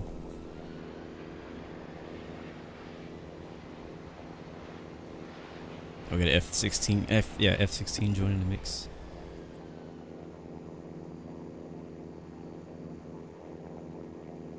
Just over an hour to go, guys. Hour 22. Or hour 19, looks like. ETE. Oh, the formation's been broken. I think I got that screenshot just in time.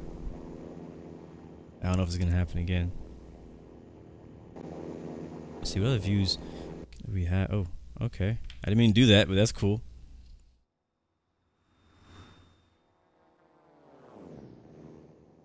Meant to go here.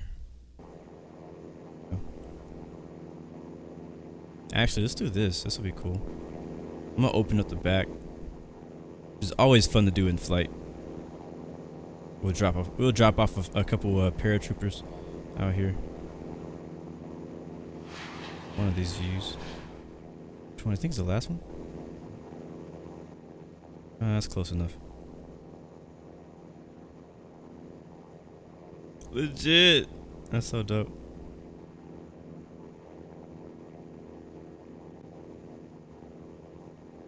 That's dope.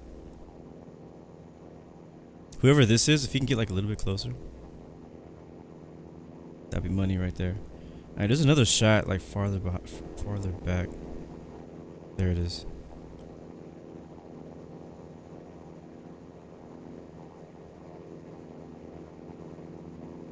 All right, hold on. Sneeze break.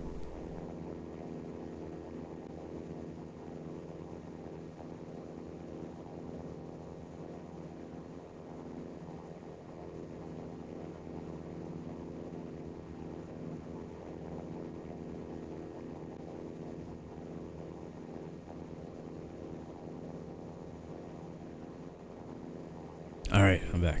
And I'm alive.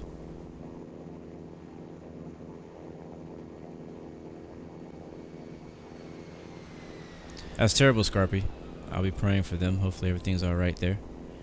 Also, there's been some really bad stuff happening in Austin, Texas. There's been, I mean, I barely, honestly, because I don't really watch the news much, but I stumbled upon seeing it. And it's actually, Austin's only like a couple hours away from where I live. And apparently somebody's been mailing like packages to people's houses, and the packages are actually bombs. And so a few people have already died because of this, and they don't know who it is or why or who they're targeting exactly. They have their assumptions and their ideas of what it may be, but it's pretty bad. As well as Alabama. Wow. So it's pretty bad. So definitely keep your prayers up for them, and if you're in that area, be careful and don't accept any unknown packages. The Man 10, this is your 5th flight. Nice, man. Well, congratulations on your new pilot role. Just remind me on Discord so I can give it to you.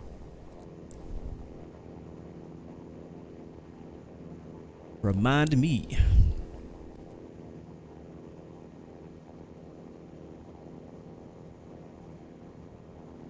Oh, they found out who it was this morning.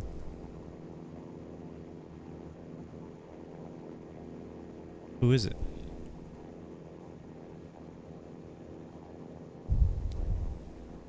Who is it?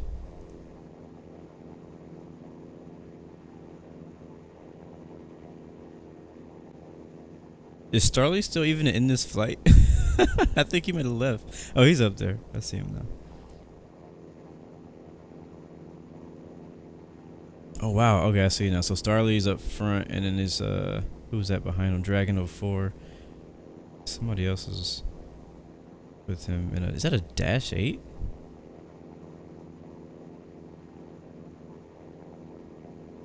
Oh, I think that the C-130 looks like a -8 on the live flight map. Yeah, that's what it is. And then we're like way behind. Actually, I was wrong. Starly and 2 other aircraft are crossing into Afghanistan now, and we're actually right in the middle of Turkmenistan. So we got a ways to go, but they're getting close. It's Kabul. I was looking at the wrong group of people.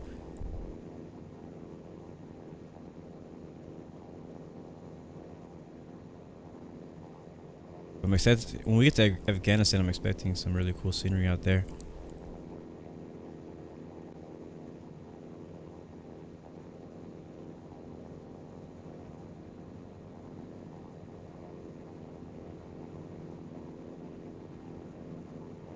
Oh, hold on, let me read what you said, Justin.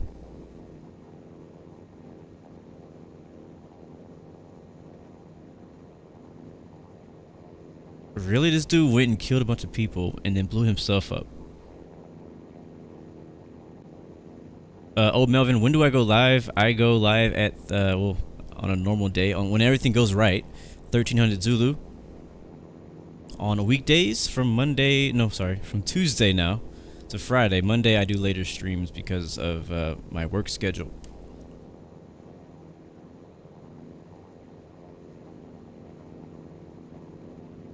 And yeah, Starly's like 200 miles ahead of us. Crazy. So yeah, so apparently the suspect of the wave of bombings has killed himself inside his car. So that ends the manhunt, with investigators scrambling to determine whether any bombs remain and if he acted alone. He's been identified as, I'm not gonna say his name, but wow, Mark Anthony. I gotta say it because his name is Mark freaking Anthony. not the Mark Anthony we know of, the singer, but it's gotta be a different guy. Yes, the man will be doing shoutouts in about 13 minutes.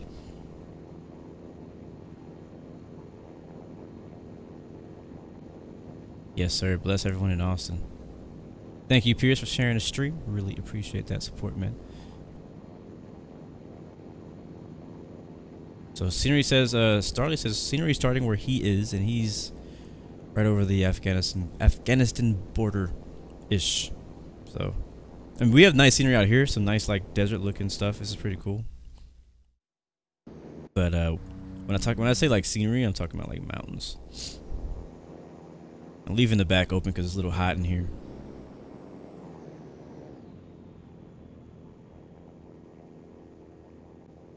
That looks dope too.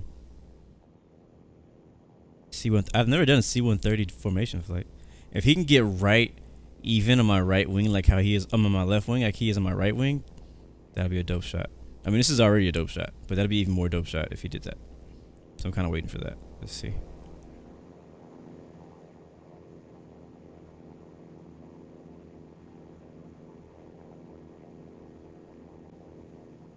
I'll close it later.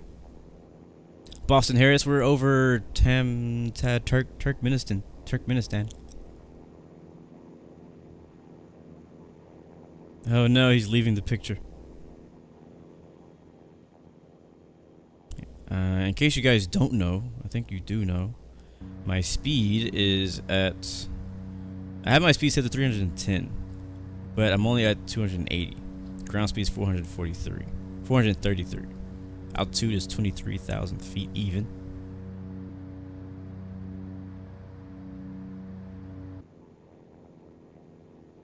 See what happens if I go to the right wing. You can, if you look real close, you can see the freaking pilot. That's what I'm trying to say. It's true. This region is very underrated. This region is a really beautiful region, and not many people fly out here, sadly. It's a very beautiful region, and I think it may just because, you know, I think the regions that are most popular are regions where like, are already popular just in general, and two are a lot of regions where people like are from. So like, there's a lot of people who play this game who are in and around UK, Europe. A lot of people play Infinite Flight who are around like South America, things like that. So you see a lot of like a really nice deep community out there who fly in South America from time to time, and also you got a lot of people from US. Caribbean, things like that. So you see a lot of people a lot of places that we fly to or from, or if they're not like just popular, like just to be popular, like Dubai, LA, London, Princess Juliana. If it's not just popular like that, there's a lot of times places where regions where people will live or want to go to. So this region of the country, this region of the world is just not that popular as a place to go visit. So you don't see a lot of people flying out here. But I'm glad we came out because I wanted, like I said, I wanted to show some love out here. I was really glad that IFATC chose to do this region, to bring pilots out here and show off some, you know, a little bit different part of the world that people don't fly in very much. So my left wingman is struggling a bit to get in formation.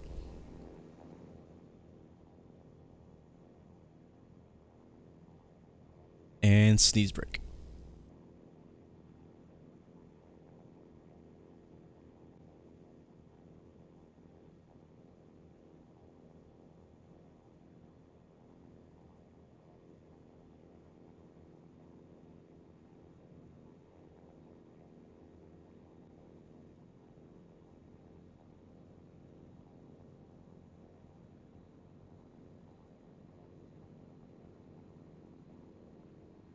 Scarpy says, bless you. Thank you, man. Thank God for the mute button. I hate like sneezing and sniffing and doing stuff like that on the microphone. Like I really hate it.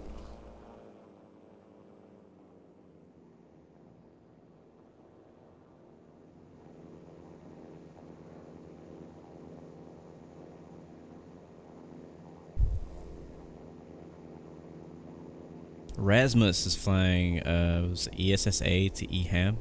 Not sure what ESSA is, but have fun. Have a good flight, man.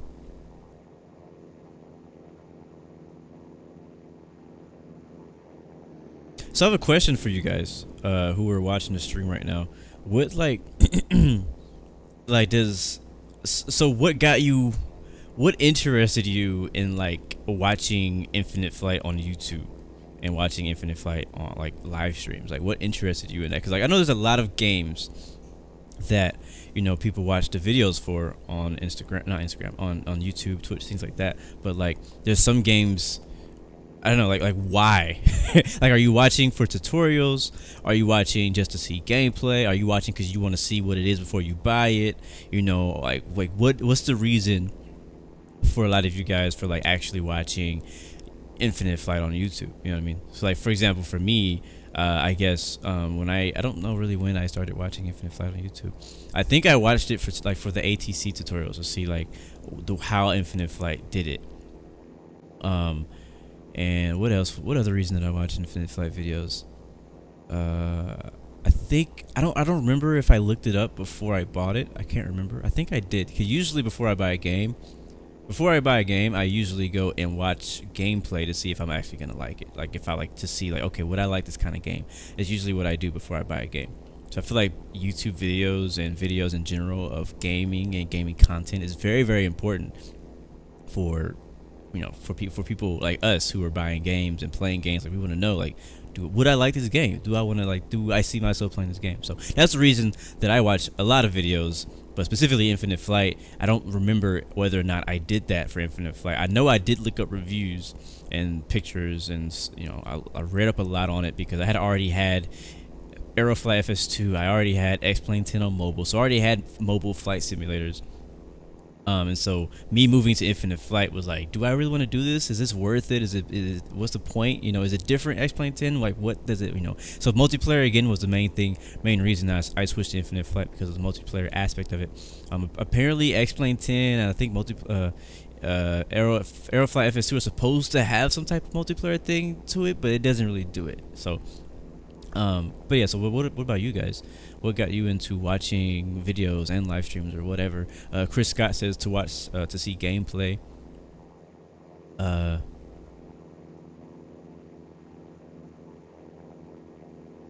Scarpy says he got interested in watching Infinite Flight so much on YouTube because he wants to see sceneries, if they're good before flying to them. So that's a good point, actually. That's a really good point. Like to actually watch a live stream or watch a YouTube video when you see somebody flying in a certain region to see like, hey, should I fly in that region? How does it look? For me personally, because I know that Infinite Flight for the most part just uses like, you know, Google. I don't really know where they get their scenery from, but it's pretty close to like how it looks on Google Maps. So I go on Google Maps first to see what the scenery looks like from Google, and then I'll fly there. Monday Blue says he watches to learn skills and for entertainment. Yeah, that's another good reason to learn. The man Tin, you just got roasted. Why? But I'm a little behind on chat. Scarpy searching the flight you're doing. Alright, so Justin says you got interested because October 2017. Wow, you're really good with dates. You didn't have a subscription since November 2016, so you'd have been away from Infinite Flight for a year, and you wanted to see what was new. And once you saw global, you was like, "Word, I'm in." Cool. Sadif wants to fly Dubai to Kuwait.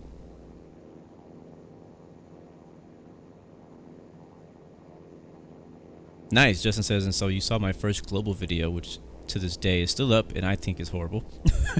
Like, I honestly want to go back and redo that flight because we might do that. We might do that. Let me think.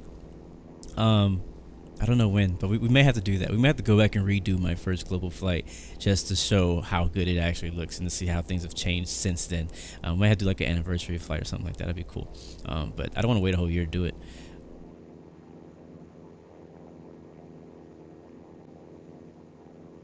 Oh, Melvin says to see how good quality is. That's a good point. Cool. Yeah, I was just kind of interested to see like what you guys thought about that. Like why? Thank you, Pierce. Thank you for thank you. Appreciate that, man. Starly's over here teasing. It's like, oh my god, the scenery is so freaking amazing out here. We'll get there. Guys, make sure I don't forget to put my close up the back end before we land. I don't want to land with that thing hanging out there. Like, it looks like we're about to go bomb something because of the way we're flying in formation. Even though C-130s I don't think carry bombs. What's up, Jade? Good to see you. Welcome back. Welcome back. Yeah, usually when I watch gameplay, it's because I'm usually trying to figure out whether or not I'm gonna buy that game. What's funny is whenever I'll watch gameplay to see if I'm gonna buy it. Once I buy it, I stop watching gameplay. But I watch gameplay to see about updates. I will also watch to see about like tutorials on how to do certain things, because a lot of the games that I play are all like simulator type games. So with simulator type games, there's always a learning factor to it. I was like, why is he not turning? Oh, no. Okay, I almost pressed the wrong button. I almost pressed the sleep button on my phone, that was just gonna completely turn off everything, including Infinite Flight. Alright, we're gonna close that back.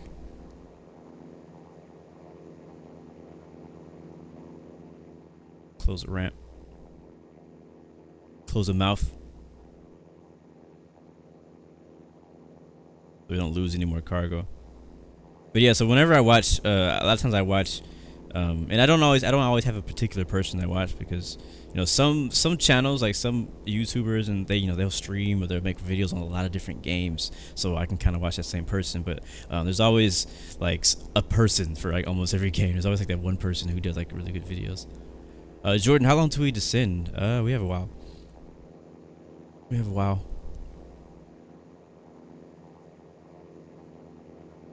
So Daniel Delaney, good to see you, man. Yes, sir. We're on the expert server, and the live flight link is in the description.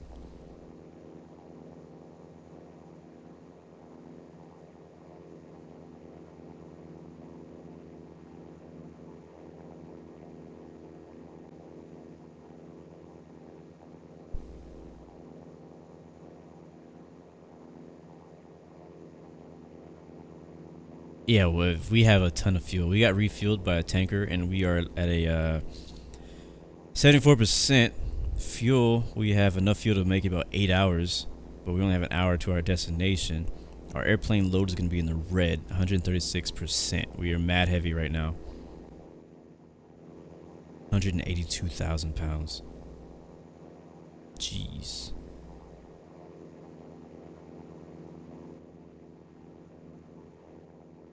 So I ran into a really funny story. So I mean, we're just chilling, hanging out, so I can tell you guys. So really funny story. So one of my how do I start it out? So one of my best friends is getting married, right? And he got engaged. I'm not gonna say who this is, but you probably can guess who it is. One of my friends got engaged, and he got engaged at my reception at my wedding, which was 2 years ago. Yeah, something like that, like 2 years ago. So he got engaged, and we already planned it. We knew this was gonna happen. She didn't, so she was like, mad surprise. So it was super dope.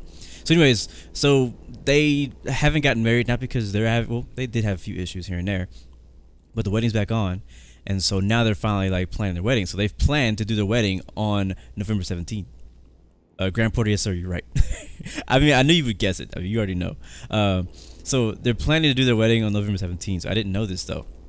So another, I could call him my best friend. He's kind of a best friend. I don't really know. He's kind of like on the line of best friend, not best friend. But a really good friend. He's my person I travel with everywhere. We've been hanging out for a long time. He's also getting married.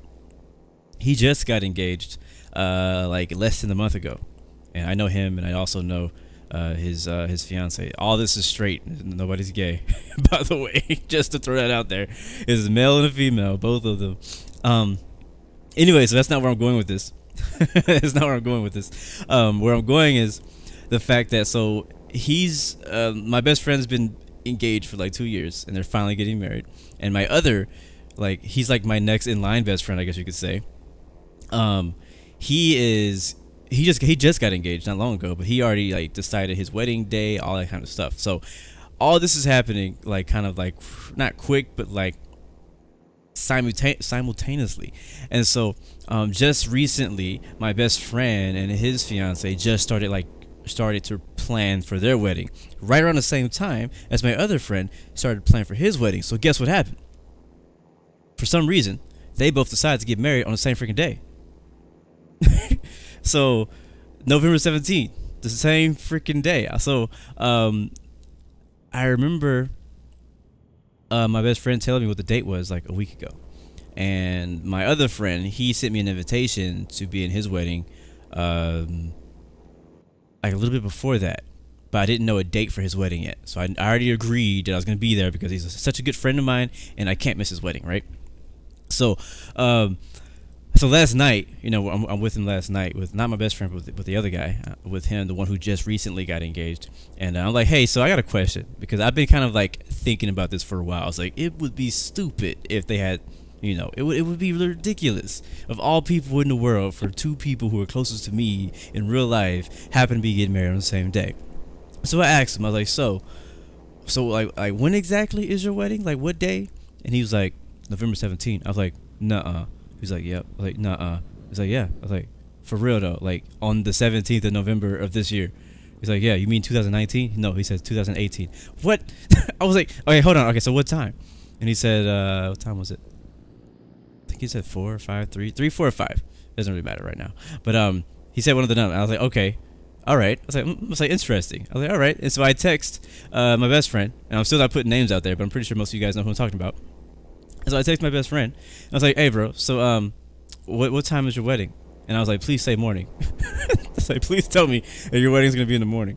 And then he said, no, it's not going to be in the morning. He said, no, it's not going to be in the morning. And I was like, don't say it's at 5, because I think that's the time the other guy said.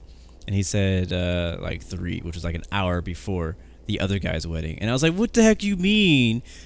How both of you guys get married? Like, they know each other, but they don't like hang out. You know what I mean? Like, they're friends. Like at my bachelor party, we all wait, was he there? I don't know, but we've all hung out before, so they know each other. We all know each other. We're all friends. But like, I'm closer friends with them than they are of each other, obviously. And so I'm like, why the heck did both of you, like, what's so special about November 17th that everybody want to get married? Is it like half off wedding day? Like, what's going on November 17th that everybody wants to be married on the 17th? I don't understand why that's a thing. And so anyways, long story short, because we got to do shout outs here pretty soon. So I'm in a dilemma right now, And so I text my friend, I was like, so I need to tell you. So my other friend, he's having a wedding at the exact same day on the exact same time, and even make it even harder. So we all live in Houston, but the weddings are happening just outside of Houston in two different corners. One wedding's in the north side of Houston, the other one is on the east side of Houston. So for me to drive in between of those, if you know anything about Houston, Houston's a massive city. It would take me an hour just to get to one of those locations. And it's still in Houston. So for me to get to one to the other, it'd probably take me an hour and a half. So anyways, I was like, this is stupid. This is dumb. What's up, Phoenix? Good to see you. So I'm gonna have to choose between the two, and I'm pretty sure I know which one I'm gonna choose, because one of them I'm the best man, the other one I'm just a groomsman. So I kind of have already been, it's kind of already been decided for me. But so I saw his fiance last night. And when I saw his fiance last night, usually I walk up to her, give her a hug, to say hi and all that kind of stuff. And because she's considered one of my best friends too, which is kind of cool. And so I go up to her. I didn't go up to her. I walk in the house, and she's looking at me with this angry Latina face, because she's Latina. She looks at me with this angry Latina face, and I'm like, what's up? I said, what's wrong? And I assumed he already told her, but I didn't know how she was gonna react to it. And she was looking at me and then so I saw my other female friend, so I went up to her and I gave her a hug. I was like, she looks a little bit more welcoming, so I'm gonna say hi to her first, and we'll come back to this situation in a little bit. And so I came back to hers anyway. So she's upset, kinda, but she's not pissed, but she's upset at the thought that I may not be at her wedding, because we've been planning to be there, me and my wife actually. My wife is supposed to be her bridesmaid at her wedding too, so it's kind of we're kind of a big deal in their wedding. We're not just showing up, we're actually a part of it. I have to plan a bachelor party and crap for him. So anyways, that's all fresh. I just figured all that out yesterday, and so I'm still thinking about it, and she will not let me forget it. She's like, you better be at my wedding, da da da da da. So every time I say something, she brings it back, she brings the subject back up. So it's kind of a funny situation. I know that a year from now, when all this is over, we'll laugh at whatever it is I decide. But in the end, somebody's gonna be upset at me because I'm not making it to somebody's wedding. Anyways, back to flying. It's time. It's time for our shout outs. As you can see, we're approaching the airport. We are less than an hour out, and I will do our 1 hour ETE shout outs to see who is all flying with us in our area. So far, we already know Starly is 200 miles ahead of us, so we can't see him, but I am going to start with him. So I'm going to look on live flight map, and I think he might actually be already descending on final or something. Yeah, they're pretty close to the airport. So Starly, he's up first. After that, we got November 290 Yankee Zulu. So he's flying with us also. Also got Air Force 232. And then actually intercepting us at this moment, we got Levette, which I believe is Chris Levette, headed out to us. I don't know what he's flying. I think we could actually see him on our map here somewhere. Wait, who is this? Oh, there it is. So we can't see Starly, but we can see the two planes right next to him, because Starly's right ahead of those guys, I believe. Yes, we got Dragon 04. Yeah, Dragon 04 and an Air Force 232 are with him. And then we'll scroll down here, we'll see Air Force 309, followed by Levette in a, what is that, F-22 probably? He's always in F-22, so I already kind of assumed that. Up ahead of us, we got Blue 120.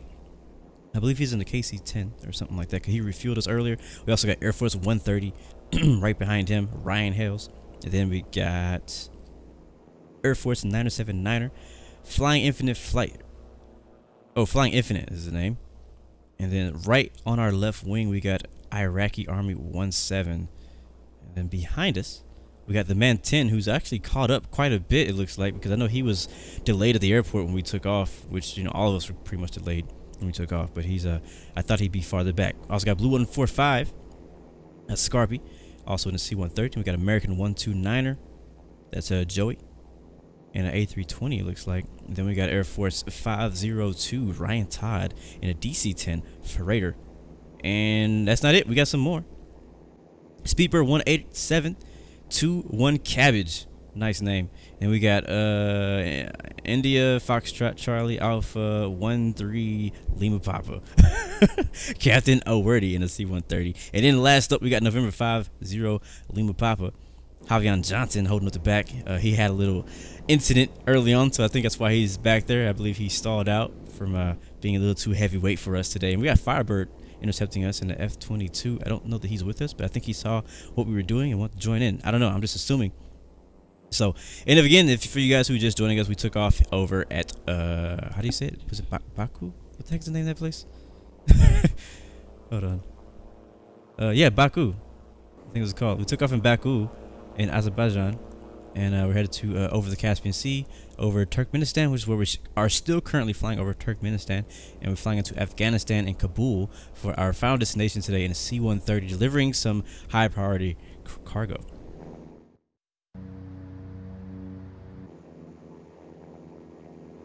Flying over a lot of desert. We did some desert last week when we flew in Africa, which was a really fun flight too. If you haven't seen that video, definitely go back and check it out. We did that flight in Africa for last week's Friday night flight. That was a lot of freaking fun.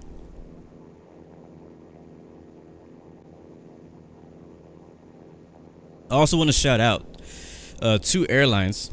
I mentioned a while back, like I don't know, a couple weeks ago when I was doing the X-Plane stream, that I was going to be partnering with a few different airlines and things, and so. One of those airlines, the first one actually was Go Virtual. So if you are, you know, Portuguese speaking, or if you're interested in like the Go airline, definitely check out Go Virtual. I think I have a link for them on my Discord channel. They do a lot of flights, obviously probably like in Rio, Brazil, but they don't only fly there, they fly a lot of different places. So definitely check those guys out. They've been supporting the channel, helping promote me, and I really appreciate the support they've been giving me. So shout out to Go Virtual, and also Thai Virtual Airline, which I think is like TVA. That's a more recent partnership with them. They've been also helping out and supporting the channel, and they actually have an event coming up this weekend on Saturday. I'm not 100% sure what time, I'm sorry, but they have like a super long haul, like a 15-hour flight they're doing this weekend. So definitely check that out. There you go, Starley right there. He's one of the recruiters for Thai Virtual.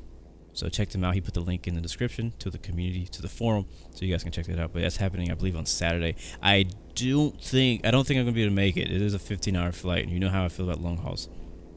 It seems like they have some. They're pretty like active with events and things like that. So definitely check them out.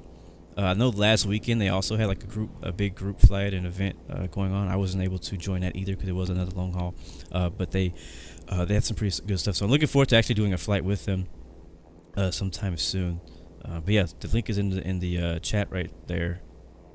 Starley just posted it, and you can also find it on. I think I have it on Discord. I think I posted it on Discord. So check it out. Clayton Fleming, you're the guy next to me. Cool, bro. Graham Porter says we will land on your birthday. What do you mean? Like today? Like now? Is your birthday now? When is your birthday again?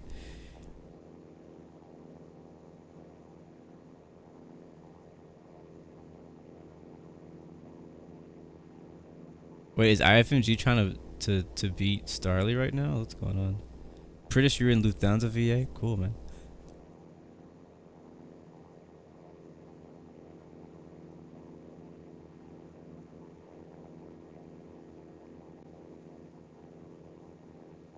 British, no, I didn't know there's a bomb blast in Kabul, but don't bombs like always go off like in this area?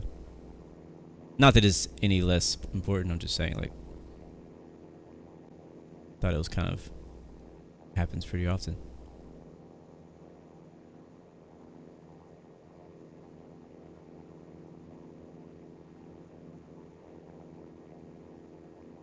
The man says Starley taught him the way of going fast, that's why he's catching up. But yeah, I'm looking forward to like doing some more stuff for Go Virtual and for Thai Virtual. In the future, I'll probably, what I'm kind of thinking I want to do, one of my ideas I want to do in the future is like do like a virtual airline spotlight to kind of help some of the different infinite flight airlines get some more exposure, because I really like trying to help support the community. And help grow the community, because I feel like when you join a virtual airline, which for me personally, I'm personally like not really committed to one VA right now because I have a lot of other things I'm working on outside of Infinite Flight that I can't really commit to one. But I do want to spotlight them because I do have the platform to do so. And so if you have a virtual airline, hit me up. I'm not saying I'm going to do a partnership with you, but I do in the future. I am thinking about doing a thing where like maybe once a week or once a month, I can spotlight one virtual airline and I can promote one event or something like that. There will be some type of prerequisites for that. I can't just promote anybody. I have to make sure that you're actually good, you're legit. You know what I mean? You can't just be anybody. But yeah, so I've been thinking about that because I really like I know that people who work on these virtual airlines, they do a lot of work. You know, they put a lot of work into these events, into organization and things like that. So I know that those guys are working very hard. They're doing it all for free. So, or most of them, I think. And so I wanna help push you guys. You know, I know I don't do a lot of flying on the weekends, so you can't really fly with me on the weekend as far as streams and stuff like that. But a lot of these virtual airlines do. Like that's one of the main times that a lot of events happen is on the weekends, and I don't fly on Infinite Flight on the weekends, so that'll give you guys something to do on the weekends besides, you know, join me on my streams, which I appreciate.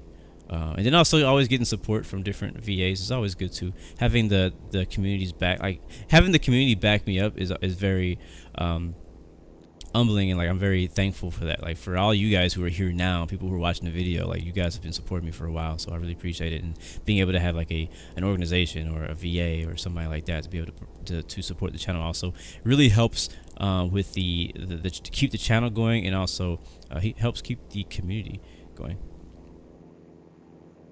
Because, you know, a lot of people get to a point where they're kind of stuck. They're like, they've peaked, they've flown like everywhere they want to fly. They're like, okay, so what do I do now? Like, there's nothing else to do. You know what I mean? Like, get bored with Infinite Flight. Well, ways to, like, if you start feeling like you're getting bored with Infinite Flight, there's things you can do about that.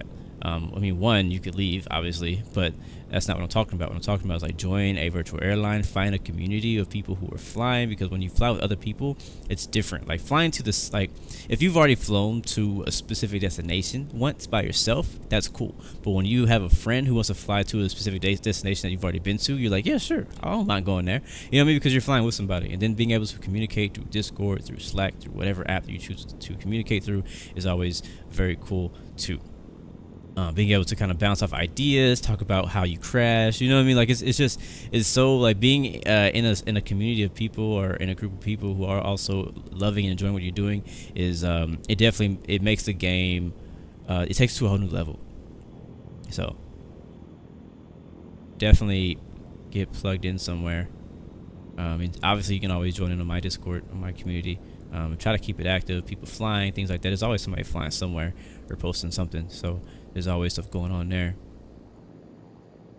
And I try to jump in and do flights when I can, but like lately I have not been flying as much as I was in the past.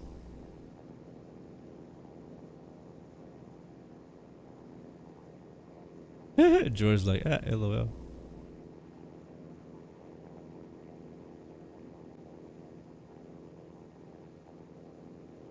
Alright, so let's start thinking about descending. We are going to be landing in I think some mountains, so we got to watch out for that. What is the airport elevation that we're headed to? And I think, let me check live flight. Yeah, we are now crossing over into Afghanistan. Cool. Alright, so this is where we're headed to. There's only one runway. I don't know why 29 is selected, because that is not the active. The active is going to be 11. Oh, now it changed. Well then. See, the airport elevation is 5,876 feet. And why is there no information showing up? What's the weather? Oh, weather's 100 at 5. Oh, here it is, weather. 100 at 5. Clear. Few at 10,000. Temperature is 12, 2.5. QNH 1017. Wait, why does that say blue? What the heck? How is that? What does that mean? Altimeter 3006, blue. What is that? What the heck? How is that me? Like, what are you talking about? What are you talking about? What is this? What is this? What is this? Runway 29 is used for landings only. Oh, I have charts. I forgot I have charts. I have charts. I have charts. Where are my charts for is it OAKB? There it is. Let's pull it up.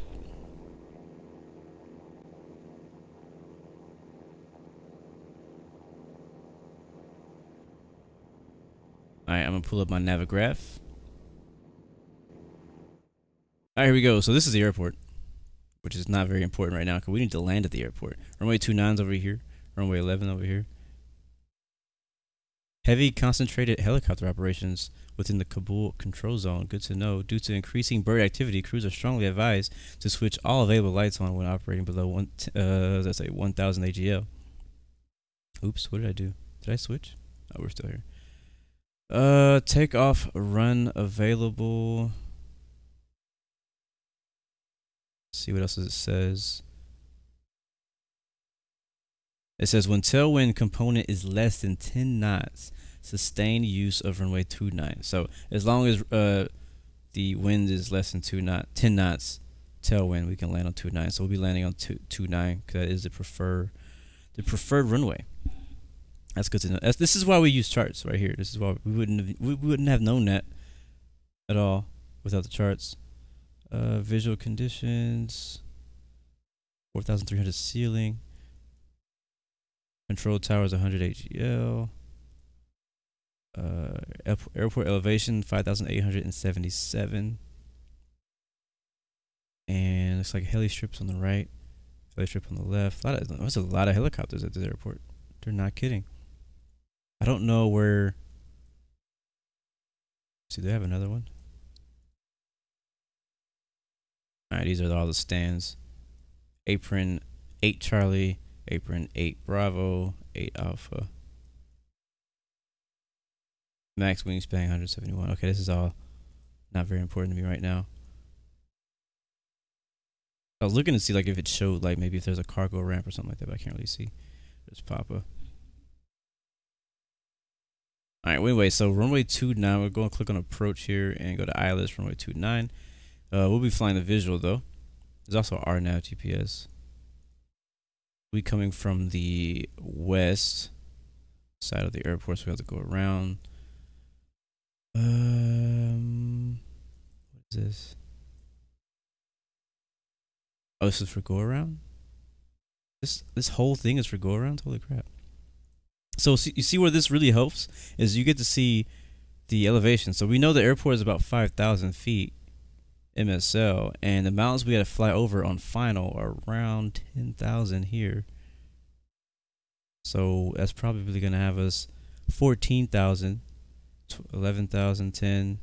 So coming up at Webro, we want to be at max IAS of 265 knots. Yeah, 265 knots, and flight level is 160 max. And I think the minimum is going to be 140, 14,000. And we get the Lilo, we want to be at 12,000. No, 11,200. And at Milo, we want to be at 10,600. Stitch, 10,200. And Heigl, 9,800. Now, I really doubt that these waypoints are going to be on infinite flight, but it's really good practice to use these for, you know, when you get into real life aviation, and also if you're going to fly on a PC sim like X-Plane, P3D, things like that, you're going to need to know these things when coming in. So the main thing right now we need to know is the elevation data. So all this area out here is around 5,000. We got 8,000 over here to the south of the runway, 7,000 to the north of the runway, 6,000 right before we get to the runway. So we'll be expecting the peaks 9,000 here, 10,000 peak here, 11,000 peak here. So we'll be flying below some mountains quite a bit, or just above the mountains. We have a little bit of I guess you can call it a canyon. I'm not sure what this would be. That's at 10,000 also. So if this is at 10,000 and this is 10, this is 11 at Stitch. When we pass, actually at Milo and Lilo, when we pass that 10,000 peak, we will be at 11,000, descending for 10,600. So we'll be right at the peaks basically when we get there. So that's pretty important. So we'll be descending down to 14,000 feet. Actually 16, yeah, 16 is the max. Cool. Starley says that those waypoints actually are on the flight plan, which is great. That's nice when Infinite Flight actually has the waypoints you want, especially in a region like this where you don't expect anything to ever show up. So let's take a look at our actual flight plan. So Lilo, which is where we're planning on turning at, we may vector ourselves for a longer downwind depending on traffic and depending on if we get ATC, which I don't have ATC at the moment, so I'm not sure if we're going to get it. But at Lilo, we want to be at 11,200 before we make that turn. I want to be there before we get there. Milo, we want to be at 10,600. Stitch, 10,200. Corbin, that's not on the chart. But what's Stitch? Wait, no. Stitch, Corbin, Heigl. Pretty much, I think Corbin is actually should be Heigl. So we'll treat Heigl as, or Corbin as our Heigl waypoint, which is 9,800. So when we get to our within the glide slope region, will be at 9,800 feet, descending, heading 285. That's like about a 10 degree. 10 degrees, is that what that means? I'm not sure. So let's see, planning to descent 11,000 at Lilo. Let's do, we'll do 12,000 at KL 905. That sounds good to me. 12,000 there, and then how far is this section before that? We got 3 GPS points. 39, 23, 42 miles. Over 102 miles right now from Vuven.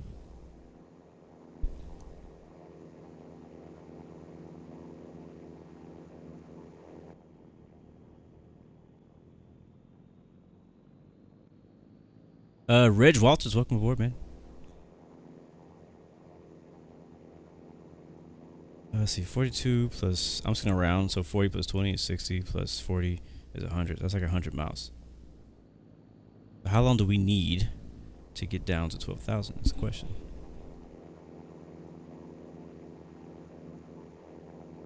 So I'm gonna use my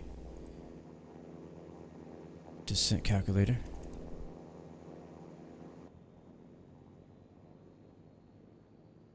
Starley's on final, holy crap.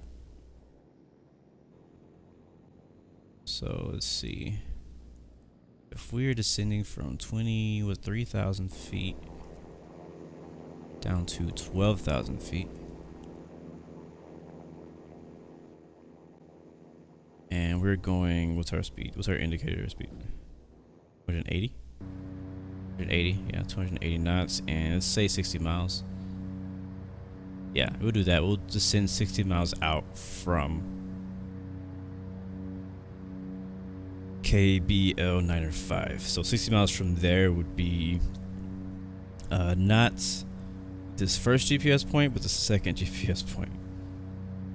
So we'll descend there. That's our top of descent right there. And we'll descend at we'll descend at 280 knots, indicated at 1,200 feet per minute, 60 miles out. Sound good to you guys? Sounds good to me. Just gotta make sure we commit to that so we don't miss it. Actually, I kind of want to do 16,000 to be safe. No, we'll descend to 14,000 because I feel like 12 might be too low. Yeah, because there's some mountains on the chart. I'm seeing some mountains that go up to about 12,000 feet already in that area. So we'll do 14,000 minimum altitude at that waypoint. And that's going to have us descending at 1,000 feet per minute. We'll descend the same place, we'll just descend 200 feet slower. Look at the scenery, though.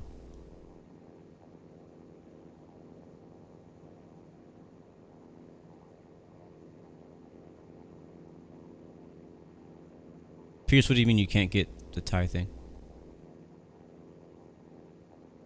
Yes, sir, Justin's correct. ILS is an instrument landing system. I just saw your question, actually. The difference between visual approach and an ILS approach. It's not a dumb question. Again, I told you guys before, you know, everybody comes in here at different levels, so never feel shame for asking the basic questions. You know what I mean? Because not everybody knows what ILS is. they just might not be like, you know, like, oh, I don't want to ask what the ILS is because, you know, everybody sounds like they know what it is. Anyway, so ILS, the difference between visual and ILS, visual approach is exactly what it sounds like. It's visual. When you like, usually a controller will give you clearance for visual approach. Once you land visually based on what you see out your window, nothing else. ILS is basically the allowing the plane to assist you to land. There's two ways you can do that. You can actually allow the approach mode system on board, depending on if your aircraft has it. Let the approach mode system fly you, basically auto land you on the ILS, or you can just use the ILS as a guidance to get you on the ground. So some people may not actually allow the plane to fly the ILS approach by itself, but they'll be watching they'll be watching the displays, because the display will show them the correct path to stay on the glide slope and on the localizer, which, if you don't know what ILS is, you don't know what those are either. I'm gonna do my best to explain this. Let's see. So this red triangle right here, you see this red triangle on the map? You'll be seeing those at a lot of airports you fly in. That is for the ILS. That red triangle is basically considered the localizer, I guess you could say. A localizer is there's a more like official way to say this, but basically the localizer is like how do I explain this, man? The best way to you know what, we're gonna Google it because I don't want to tell you guys wrong. I know what it is, I just don't know how to explain it. Hold on. Alright, here we go. This is what Google says. So instrument landing system localizer for short, or LLZ apparently, is a system of horizontal guidance in the instrument landing system, which is used to guide the aircraft along the axis of the runway. Each radio station or system shall be classified by the service in which it operates permanently or temporarily.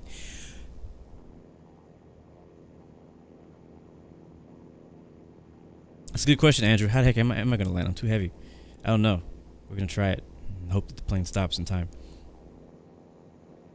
But yeah, so localizer gives you lateral. Is it lateral?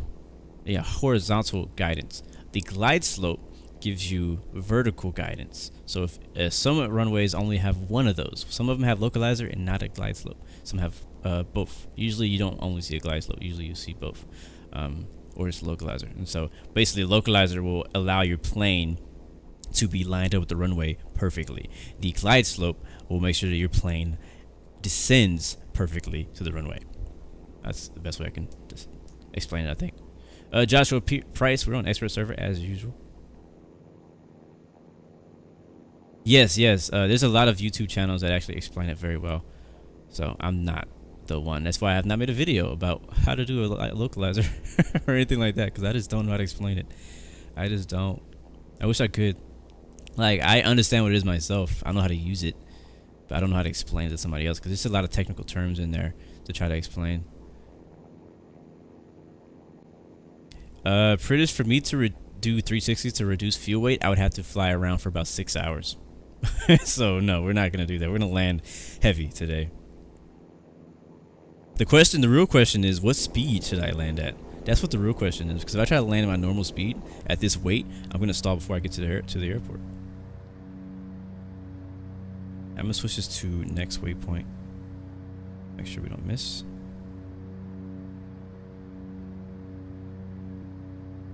Moving. Alright, so we're still good. We are still good. Distance to destination is 200 miles. Also gonna change this to distance to next, so we're 49 miles out. Which means we're about 100 miles still from our top of the descent, but these mountains give us something to look at for a bit. What view do we want? Actually, I wanted to open up the back, see that view, the mountains from that view. It's not that great yet. We'll leave it open for a camera view option.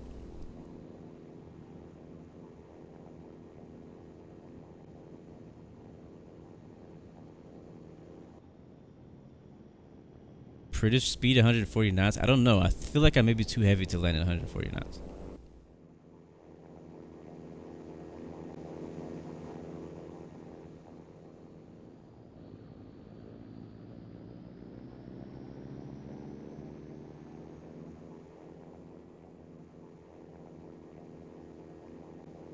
That sucks, Joshua Price. You're grade 3, but you have too many violations.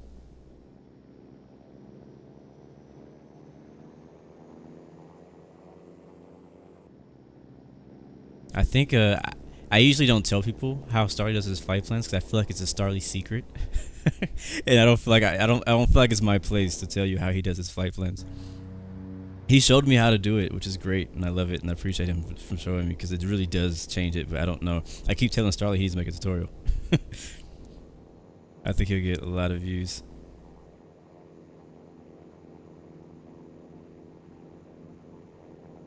But yeah, I know a few of us know how he does it, but I don't know. He probably got it from tutorials too himself. I don't know.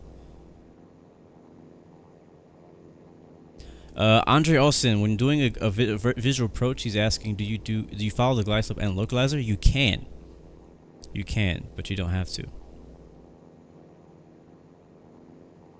The glide slope and localizer are basically pointing you to the runway and you know, helping you land the aircraft in low visibility conditions, or even you can do it when it's clear also, but it's mainly for when you can't see as well. But what I usually do when I do my visual approaches is I actually still use a localizer and the glide slope to judge if I am too high or if I'm too low. If my eyes are deceiving me and I'm off.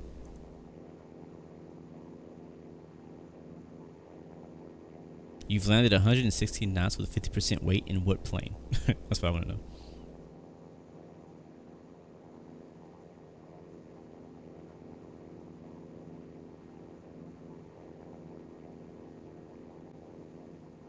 I mean, Starly, if you want me to make a video for you, I mean, maybe we could work together. I don't know.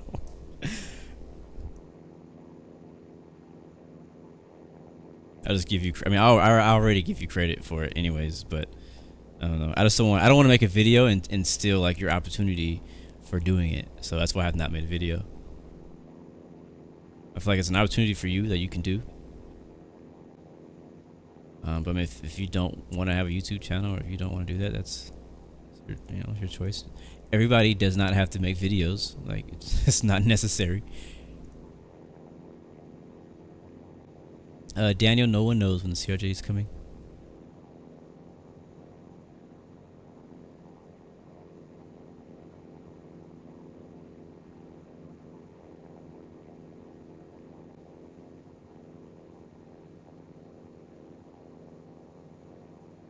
Yeah, the way that Google like explains these things, like it just makes you more confused. Like look at the definition on Google for what an ILS is used for. Instrument landing system is defined as a precision runway approach aid based on two radio beacon which together provide pilots with both vertical and horizontal guidance during an approach to land. Which, yes, to people who know what that is, that's exactly what it is. But if you have no idea what ILS is, that is no help. That is no help at all.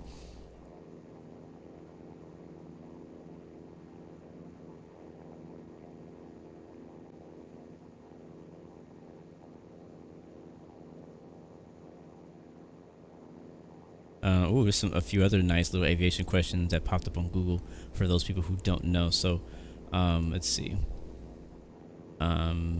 Just for fun. So it says, people also ask, how does the localizer work? The answer is the ILS works using two components, a localizer and a glide slope. The frequencies for the localizer are between 108, nobody cares, and the glide slope between 329, nobody cares.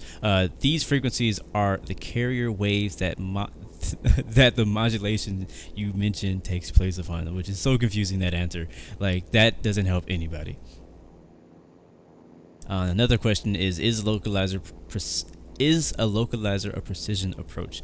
It should be noted that because the localizer approach is a non-precision approach with no vertical guidance, the minimums, that is the limit of descent on the approach, is higher than for a precision or ILS approach. That helps a little bit. That's a little bit. I know, confusion. Freaking Wikipedia. What is a glide slope? All right, so visual glide slope indicators or visual glide slope indicator is a ground device that uses lights to assist a pilot in landing an airplane at an airport. Now, that's interesting. I like how it says it's an actual light that's used. What is a VOR approach? Now, there's a lot of different types of approaches. If you guys didn't know, it's not only localizer, it's not only ILS, it's not only visual. There's a VOR approach. In aviation, a lack of planning can often result. I like how it says this. In aviation, a lack of planning can often result in a undesirable consequence.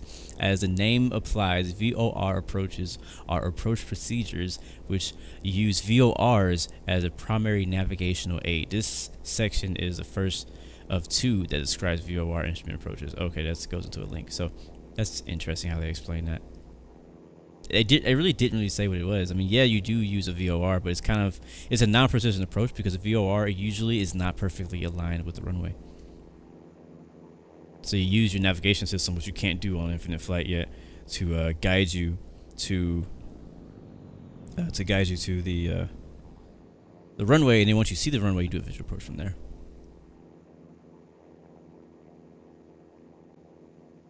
Because there's NDB approaches, there's VOR approaches, ILS, DME, LLZ, whatever that is.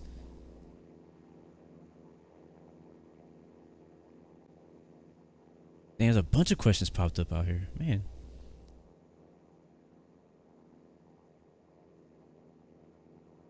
Yeah, I'll close the ramp. We don't need it anymore. I had it open because I wanted to see.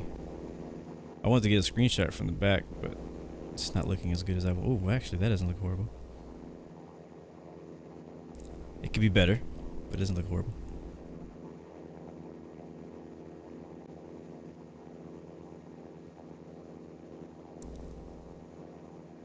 There's also a thing called back course localizer, which I'm still confused about myself. But I kind of do know what it means, though. Just kind of do it backwards.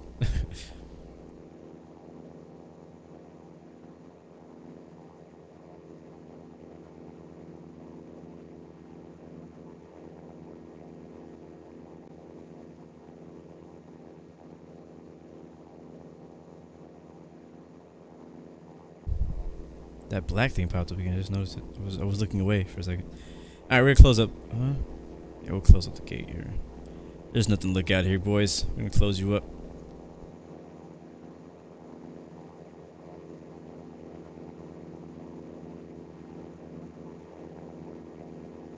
All right, let's switch views. We'll go to. Let's see, what view do I like? Oh, I like the top. Dang it, go up one more down.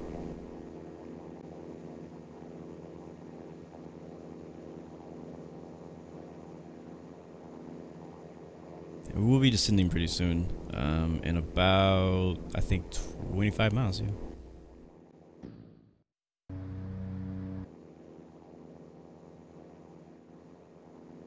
Pretty cool mountains out here. Again, we are in Afghanistan already. Please make spacing, guys. We are about to go to our top of descent, so if you're behind me, please slow down. Yeah, all you guys need to slow down. Because we're not going to be landing at the same time. And I don't see anybody ahead of me, so spacing ahead of me is good. We need to work on the spacing behind me.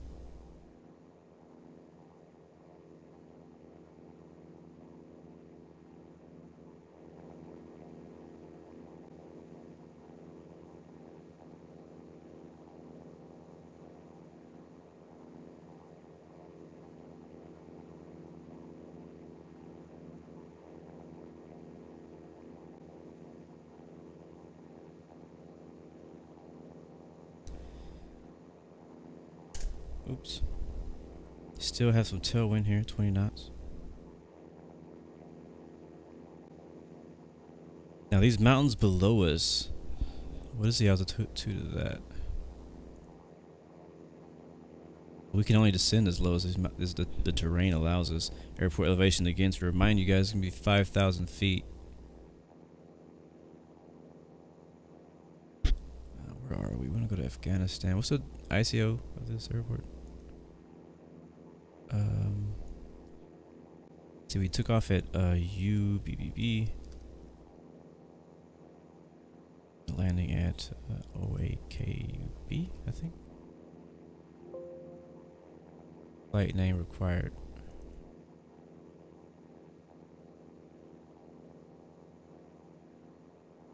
Come on, caps lock. What you doing? OAKB. And save. I have an alternate. Well, dang it.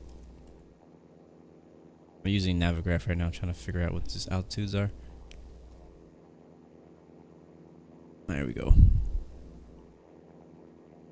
Do the low chart. Oh yeah, they're high. Oh wait, no. That's something else. Yeah. Yeah, they're like 14,000 feet, 17,000 feet.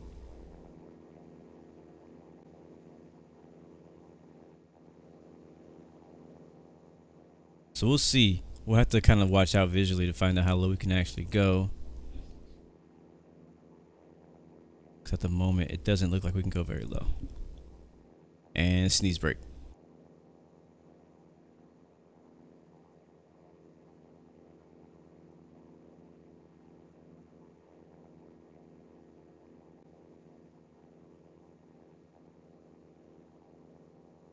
All right.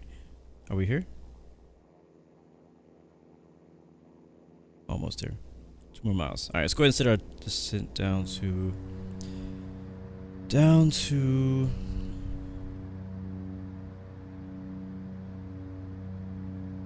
we said 16,000. We'll try that, but we're gonna watch out the window here and make sure that's gonna be okay. We're descending down 1,000 feet per minute. Only has about 280 knots though.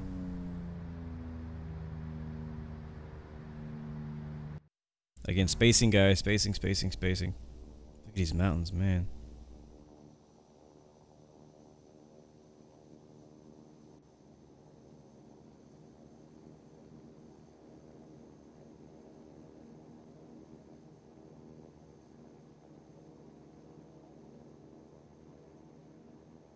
Yes, sir. Whoever is that with that call sign, change it. You get ghosted.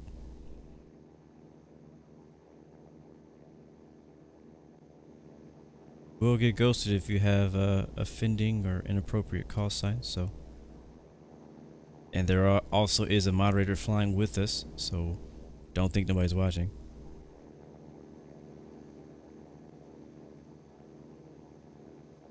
Let's go to the scenic view here. It is scenic. I want to see if we can get us a cool screenshot, another dope screenshot. See if we can top that screenshot we got of the formation flight in C-130.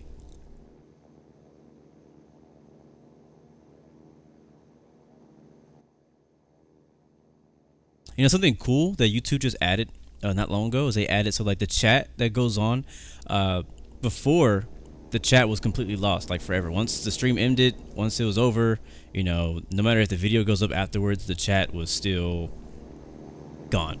But now, when you watch the video back, you can actually watch the chat with it, which is interesting. It's like it kind of records every single message that's sent through the chat during the live stream. So when you go back and watch the video back, you can actually see what everybody's talking about. So you can see when I'm answering people's questions, you can see what they asked. So it's really cool you know, for people to be able to do that when they watch the video back. I like it.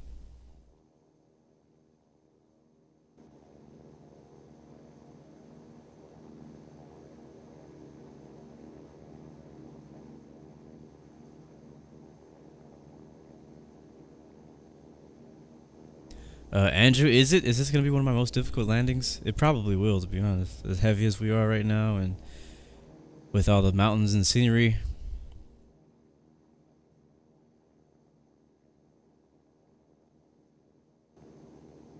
So we're going to be very cautious with our descent. Again, descend down to 16,000. But I just want to make sure when we get there, when we get to 16 that we're okay. And that we're able to descend down to 14, which is where we actually want to be. But it looks like the peaks behind us are quite a bit higher.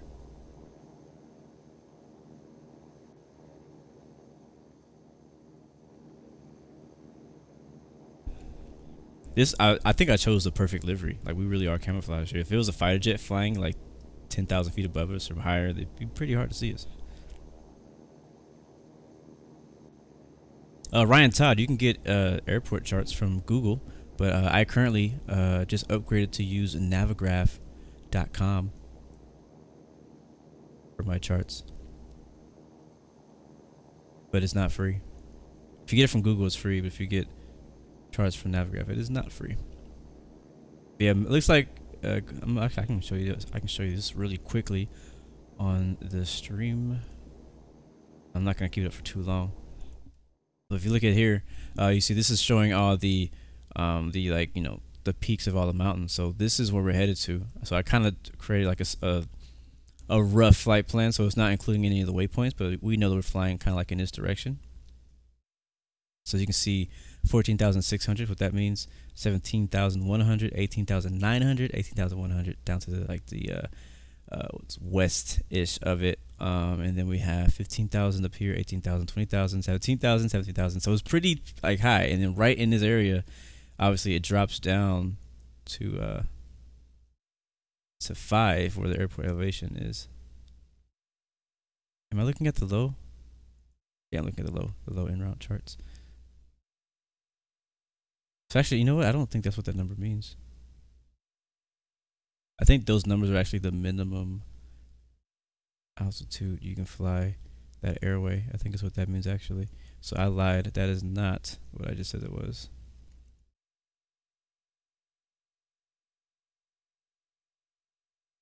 Yeah, no, that's not what that means. My bad. You can see if you zoom in close, you see for the airway you have to be at flight level 190 when flying this airway to TAPS. It's showing 18,100. It might be, that might be what the ground is. I'm not 100% sure what that means. Let's come back here.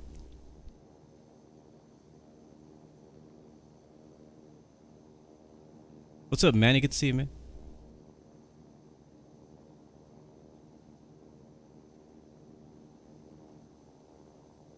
Now, how are we looking though? Look at these mountains. See, it looks like the route we're taking is actually taking us to a part where we can actually get a little bit lower. But if we were a little bit more to the north, we would have to fly a bit higher. And sneeze break.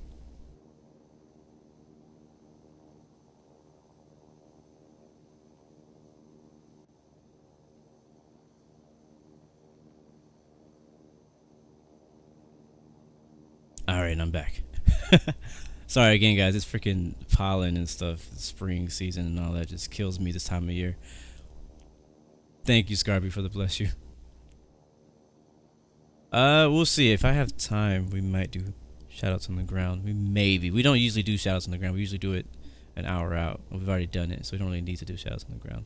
Unless I do shoutouts for the chat only. Oh, Daniel, nice. You use Navigraph also?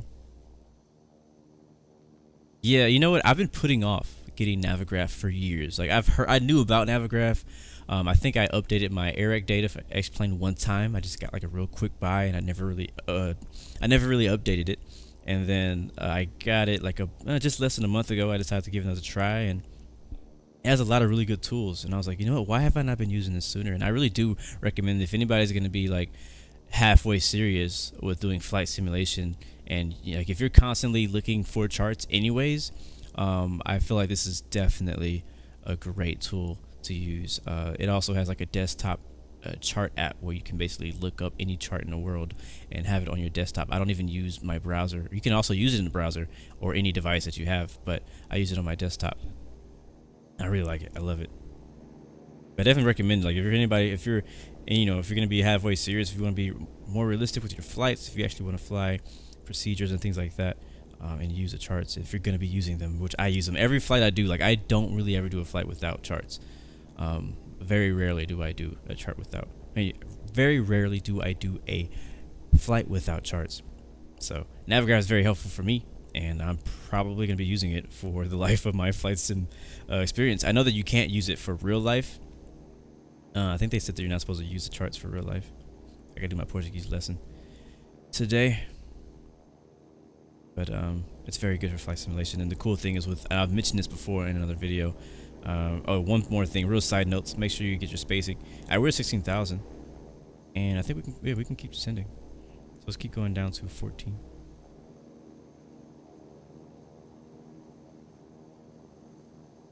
All right, cool. And I forgot what I was going to say about whatever I was talking about. Yes, sir. Portuguese lesson. Probably do it after a stream today.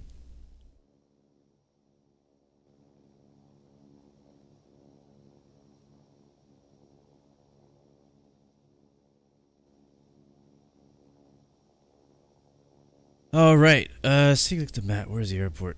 Yeah, we're getting pretty darn close, aren't we? All right. So remember, we want to be at 11,000 when we get to Lilo. So we're looking good right now. We're at 15, going down to 14.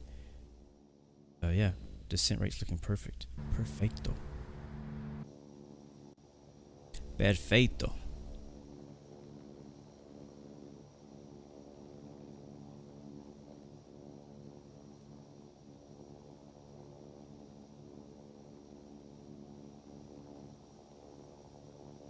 Somebody mentioned me doing a tutorial on how to read charts. No, not yet.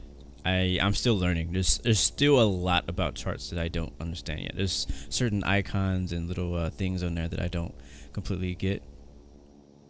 So I don't really want to. I mean, I can show you guys what I know, but I'm not going to dedicate a whole video for it. Because I feel like when you're looking for videos,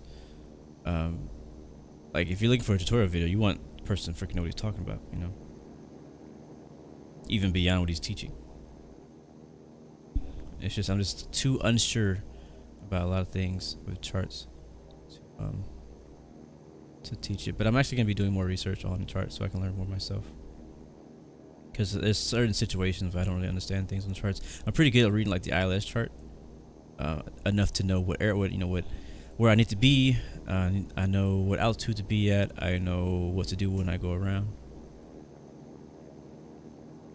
Airport elevation, all the important information. But there's a lot more to be learned. All right, we're turning. Where are we turning to? Okay, cool. That's that was KLB. Where are we? Yeah, actually we're turning towards KBL-905, where we're gonna be at 12,000 feet, and we were at 14,000. I think we can get away with 12. I think so. Let's try it.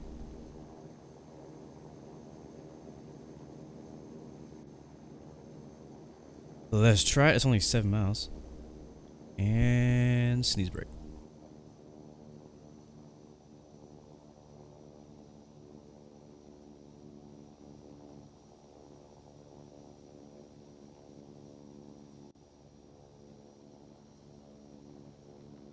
This is so annoying.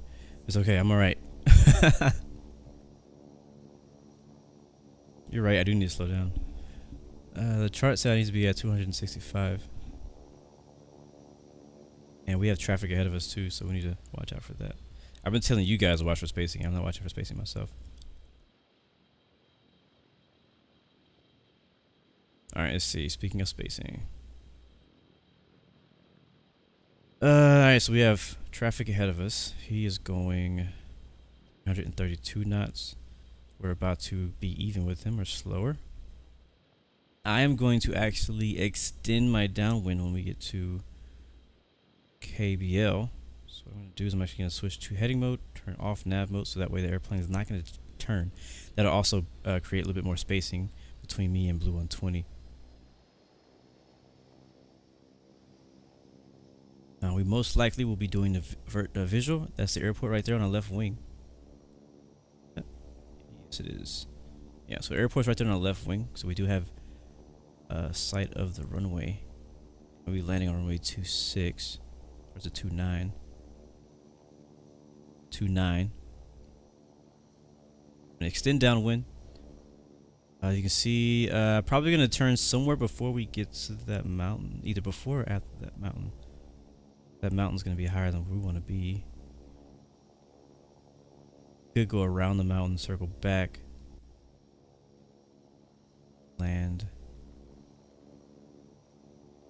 Yeah, let's do that. We're gonna do that. We're gonna go around this mountain here, which I think is about 12,000 feet. Yeah, we're about even with it. It's like just under 12,000 feet. That'll give us plenty of spacing ahead of us. And as long as nobody, well, it looks like Air Force 979 is already not cutting, but it's already flying direct to Lilo. So we're gonna have another aircraft situation because of him going that way. So again, guys, if you can hear my voice, I don't know, do what you got to do to make spacing. Slow down, extend downwind, do some circles, whatever you got to do to not land on top of somebody. And I'm still my speed down 250 knots even. And landing lights up. So our plan is to go around this mountain and then direct to Lilo. Or we want to be at 11,000 feet when we get to Lilo. So we're going to send 11,000 now.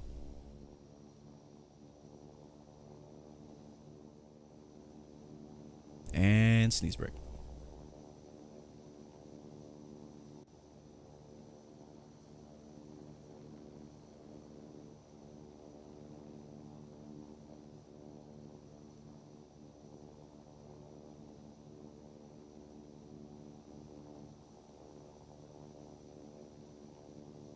All right, I'm better.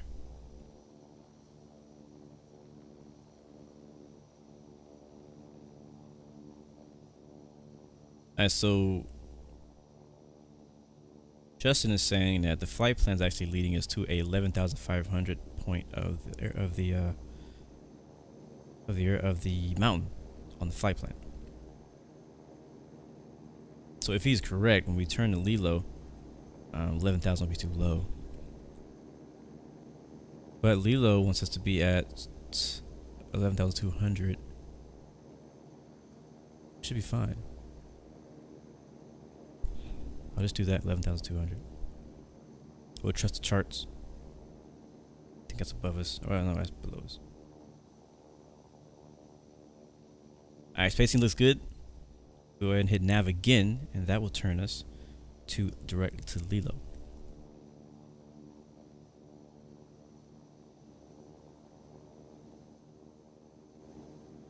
And let's get our speed slowed down. Good here. Now, I don't really know what speed we can land at, because right now we are overweight. Our airplane load is 128%, which is going to have us at 177,000 pounds.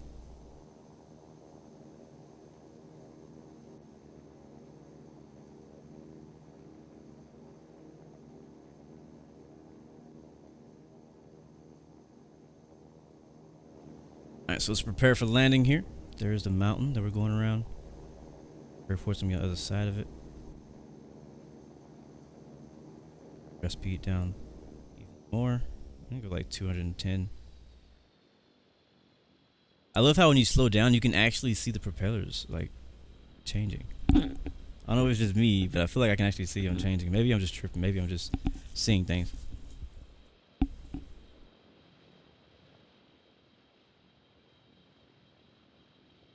Alright, 11,200 looks to be good to me.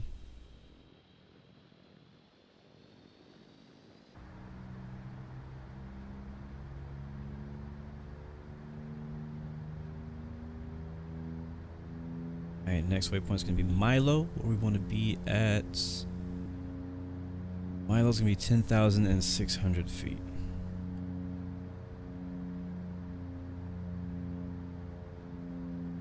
I'm like honestly a little paranoid about putting these flaps down. I'm gonna go flaps 20%, which we may be too fast. I don't think this thing has a thing to tell you. I doubt it.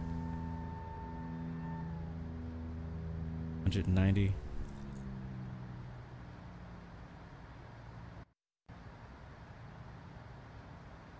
Ashton, how did I get overweight? Because I got refueled in flight and the tanker gave me way too much fuel. Thanks, Justin. He gave me way too much fuel. Alright, airport's in sight. We are... there is a glide slope for this. Let's tune into that. There it is right there. 2.9. So we are low. That's okay. It's to the left of the... so we're 15 miles out. I don't think there's spoilers on this thing, is there? There are no spoilers. Okay, that's helpful. Here comes the glide slope. We're going to slow down to 180. And gear down. There it is. Alright, we're on final. No aircraft in front of us. We see somebody behind us. Traffic is not a factor. We'll calibrate our screen and hope for the best. Again, we are way overweight, so I don't know how this is going to turn out.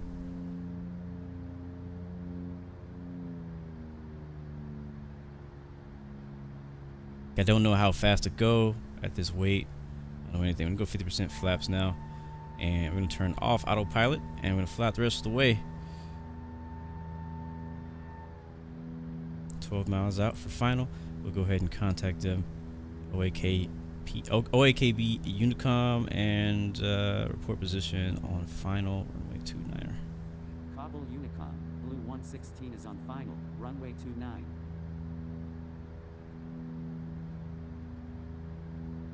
Kabul Unicum, Air Force 6700. I love this. I love the voices. I love them. Runway 29. Hopefully you guys. I think you guys are probably getting echo. Hopefully you're not. I'm pretty sure you're getting echo. Wow, we were pretty fast.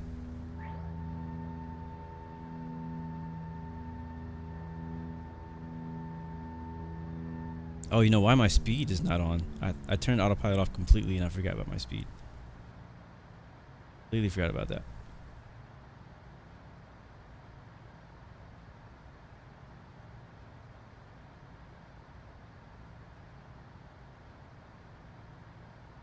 Alright guys, wish me luck.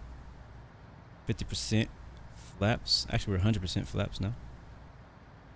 Trying to get our speed down.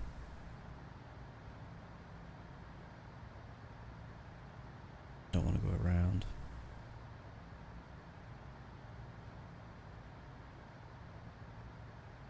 Quite a bit high. 7 miles out. There's no spoilers to slow us down, so we kind of gotta get our stuff. We gotta get our stuff figured out. 9,000 feet.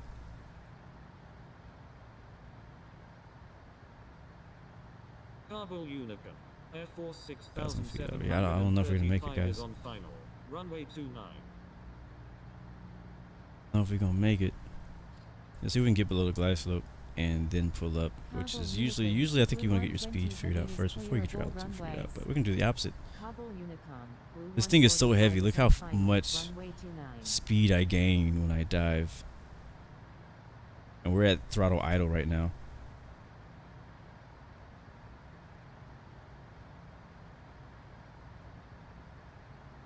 $202.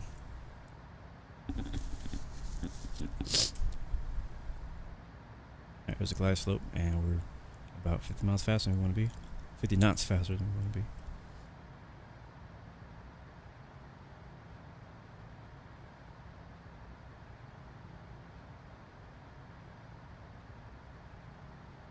Let's lose some speed here.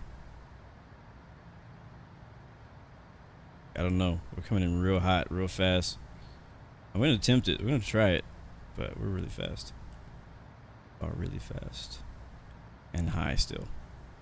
Which is not good. If you're fast and high, that's a missed approach.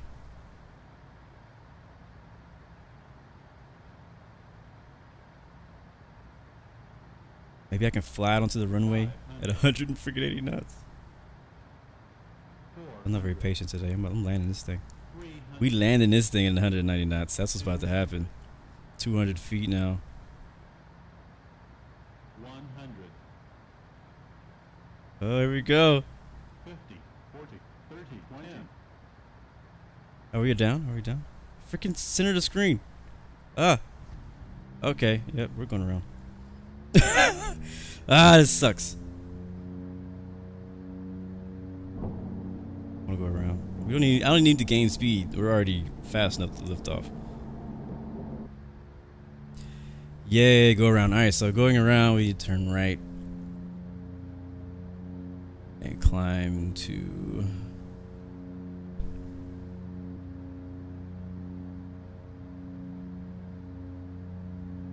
Oh, I can't tell.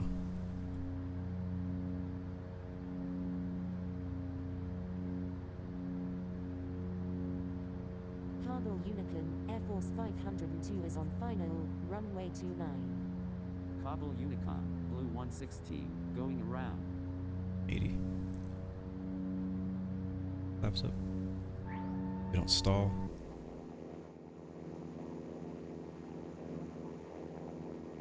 I actually probably should have went left, huh? Oh, what the hell's going on? Why are we going down? Why are we pointing down? Why am I pointing right at this mountain? Why are we about to die?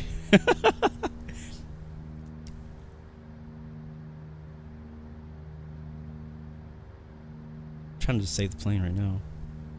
We descending? No, we're not descending.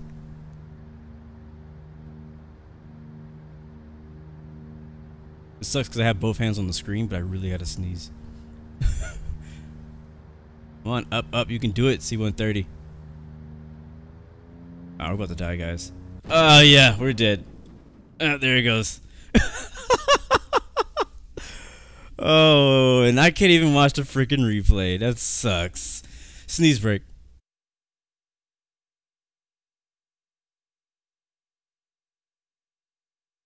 Kabul Unicom, Blue 145, going around. All right. Oh, snap. I'm breaking all kind of stuff. No, we didn't make it. We all died. We all crashed and burned. There were no survivors. There's never any survivors. In flight. Yes, and we'll just load up there and pretend like we made it, because I am not going to do that again. Not today. I am not in the mood to retry that. I have done enough successful landings in the past. Yeah, I don't need. Was it OAKB? Kabul International. Just go over here where everybody else is and be like, hey, yeah, we landed too. We're part of the group.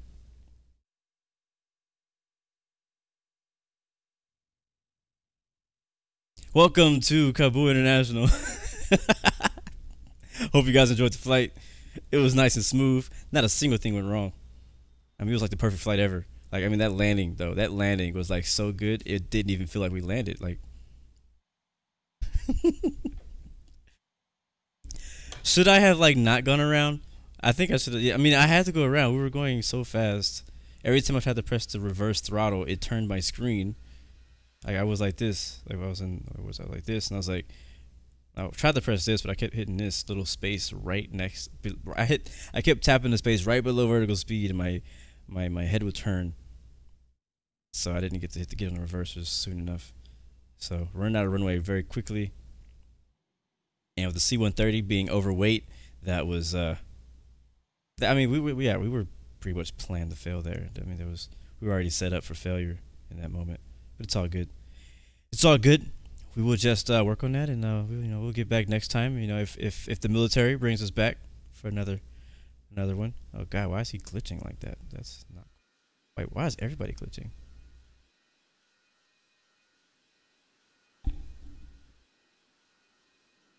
But anyways, let's see.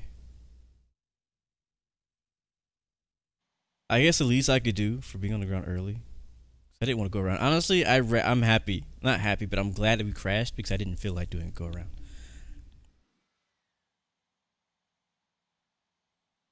You said taxi to you guys? There's no parking over there, is there?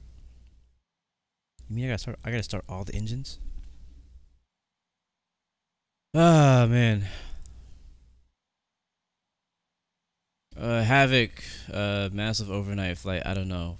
Just hit me up and let me know when you're doing it. And if I can, I can. If I can't, I won't. Me getting off here real soon.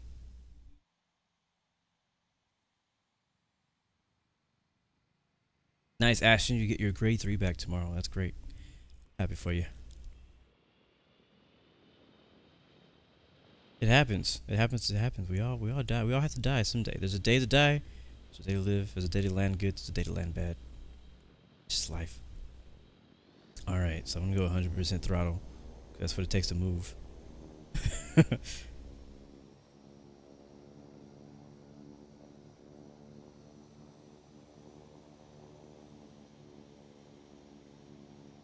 And we'll park over here and then take a picture or two and I'm out. Gotta go. Got stuff to do. I got a meeting pretty soon, and I got some stuff I need to do to get before that meeting. I wish I could have saw like what our actual flight time was gonna be. I think it's gonna be around 2.5 hours for that.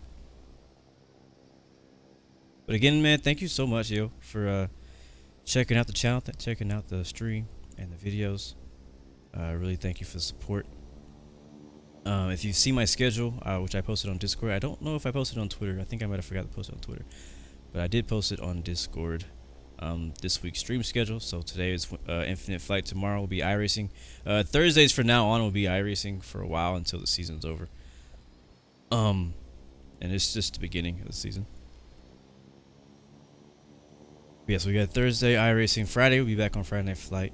So looking forward to that. Friday Night Flight is definitely my favorite Infinite Flight of the week. If I get time, I would like to do an X-Plane stream or an X-Plane video or something. I wanted to do it Monday, but just I wasn't able to do it, sadly. Yeah, you actually can see the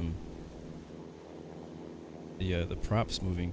So when I let go, I don't know if you guys can see that on the screen, but when I let go, they slow down. When I go 100% throttle, they actually speed up. That's actually pretty cool. Get lined up with him.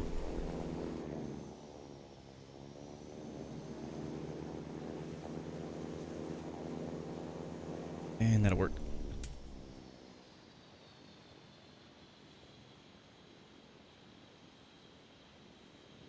And we'll shut the engines off.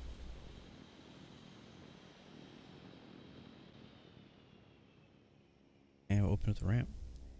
Let go of all the cargo. Open up the side doors too. The crew. And that works for me.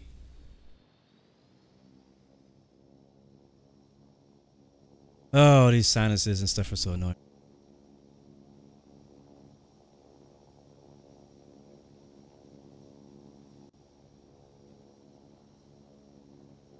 This is why it was good that the rest of you guys, a lot of you guys also flew C-130s, because if my cargo didn't make it, your cargo did. So, all right, let's get some pictures, because I really do need to go soon. It's actually pretty cool. But again, if you got to head out, appreciate it again. I'll see you guys again on Infinite Flight Friday. Tomorrow will be iRacing, and if I can fit some X-Plane in there, I will. There's also a lot of races that I want to do on iRacing that are not the races that I'm doing tomorrow. And so if I get time, I may stream some more of that too. But who knows? We'll see. I don't see myself having time, but if I do, I will. If I don't, I won't.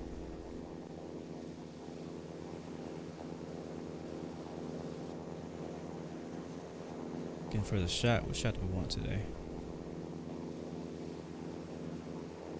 Let's add some photo shoot music.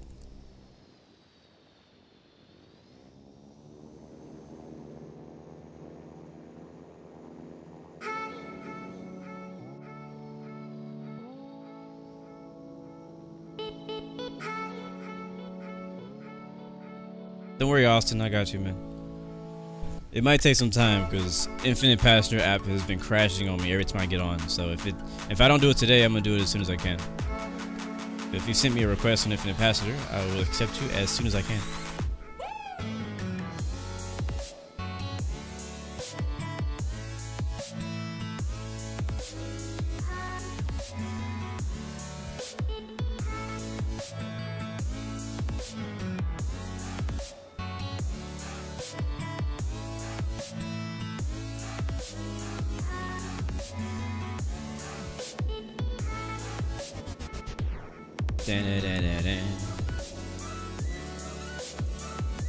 Yes, Dylan, the stream is ending.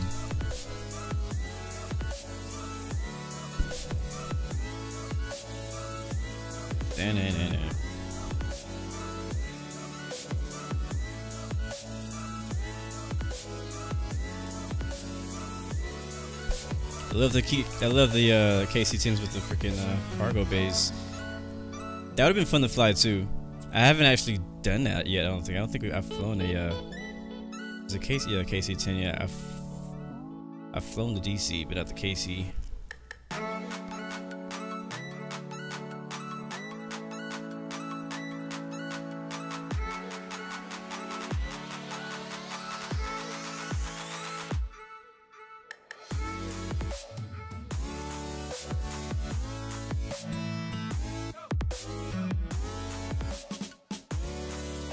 Somebody's on final.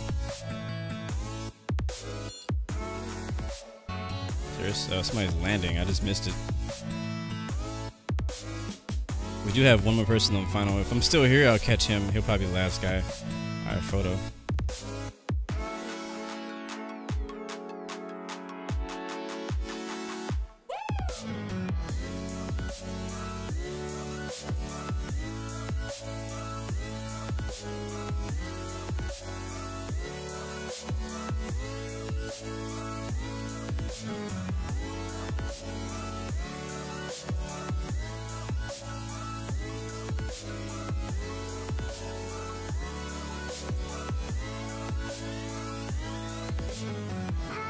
Come on. Come on. Slow, slow, slow, slow, slow. This is so hard. It's so hard to go slow.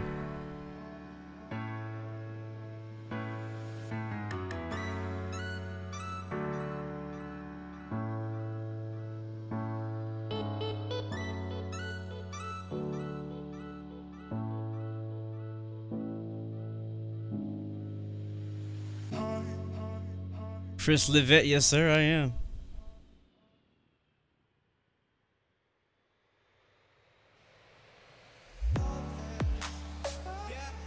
I'm really not finding the view that I'm looking for. I'm not really sure what I'm looking for anyways. How's that guy looking over there? He's still a ways out, about 8 miles out. We got some time. Oh, everybody's disappearing. Now they're back. I like this this camo.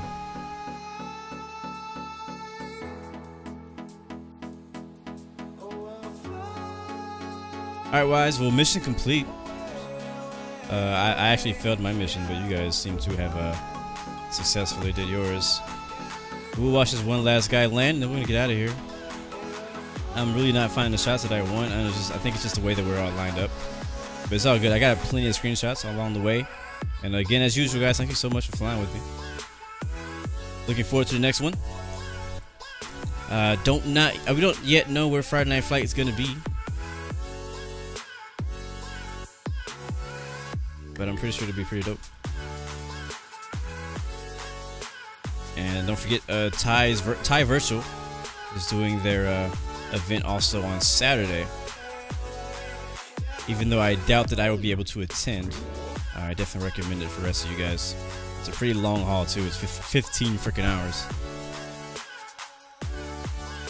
So if you're into that kind of thing, check him out. Hit up Starley. He's a recruiter for them.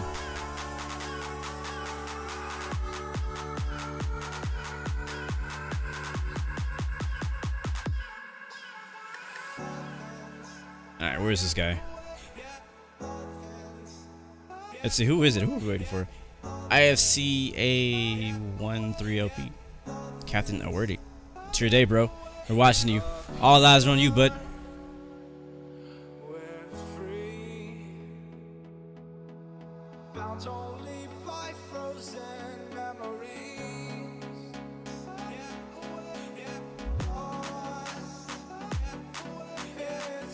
Sneeze break.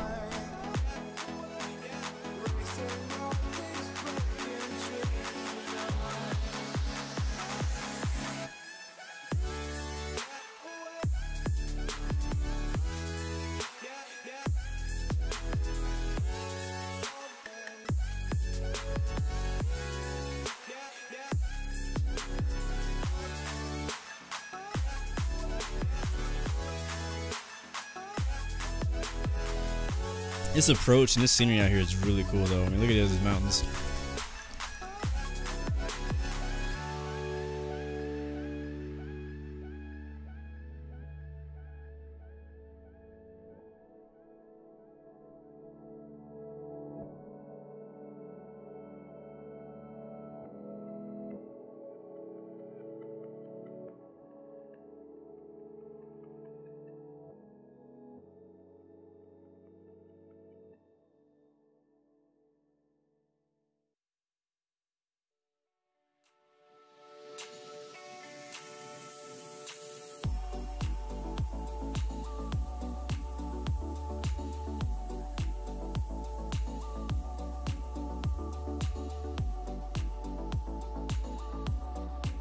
Alright, I'm unmuted now. I just had a horrible sneeze. It was a horrible sneeze. It was like 3 of them. Alright, here we go. Good luck, bro. Hope you do better than I did.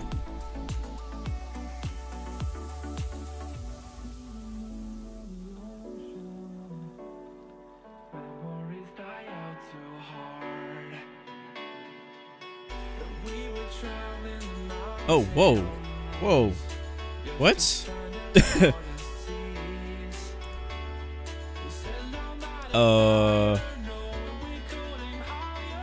What's going on?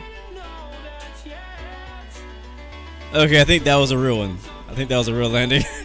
I don't like, he glitched out. He landed like 3 times. All right, well, welcome to Kabul International in Afghanistan. Uh-oh, now my camera's stuck. That's okay. Alright guys, well, I'm gonna get out of here. I hope you guys have a great day. I will see you guys tomorrow. Definitely come by to check watch me race at Martinsville Motor Speedway. It's gonna be a whole lot of freaking fun and a whole lot of freaking chaos. So hopefully I actually survive. But anyways, you remember, you got 3 choices: give up, give in, give it all. You got peace, love, and God bless you. I'll catch you guys next time, next stream. Peace.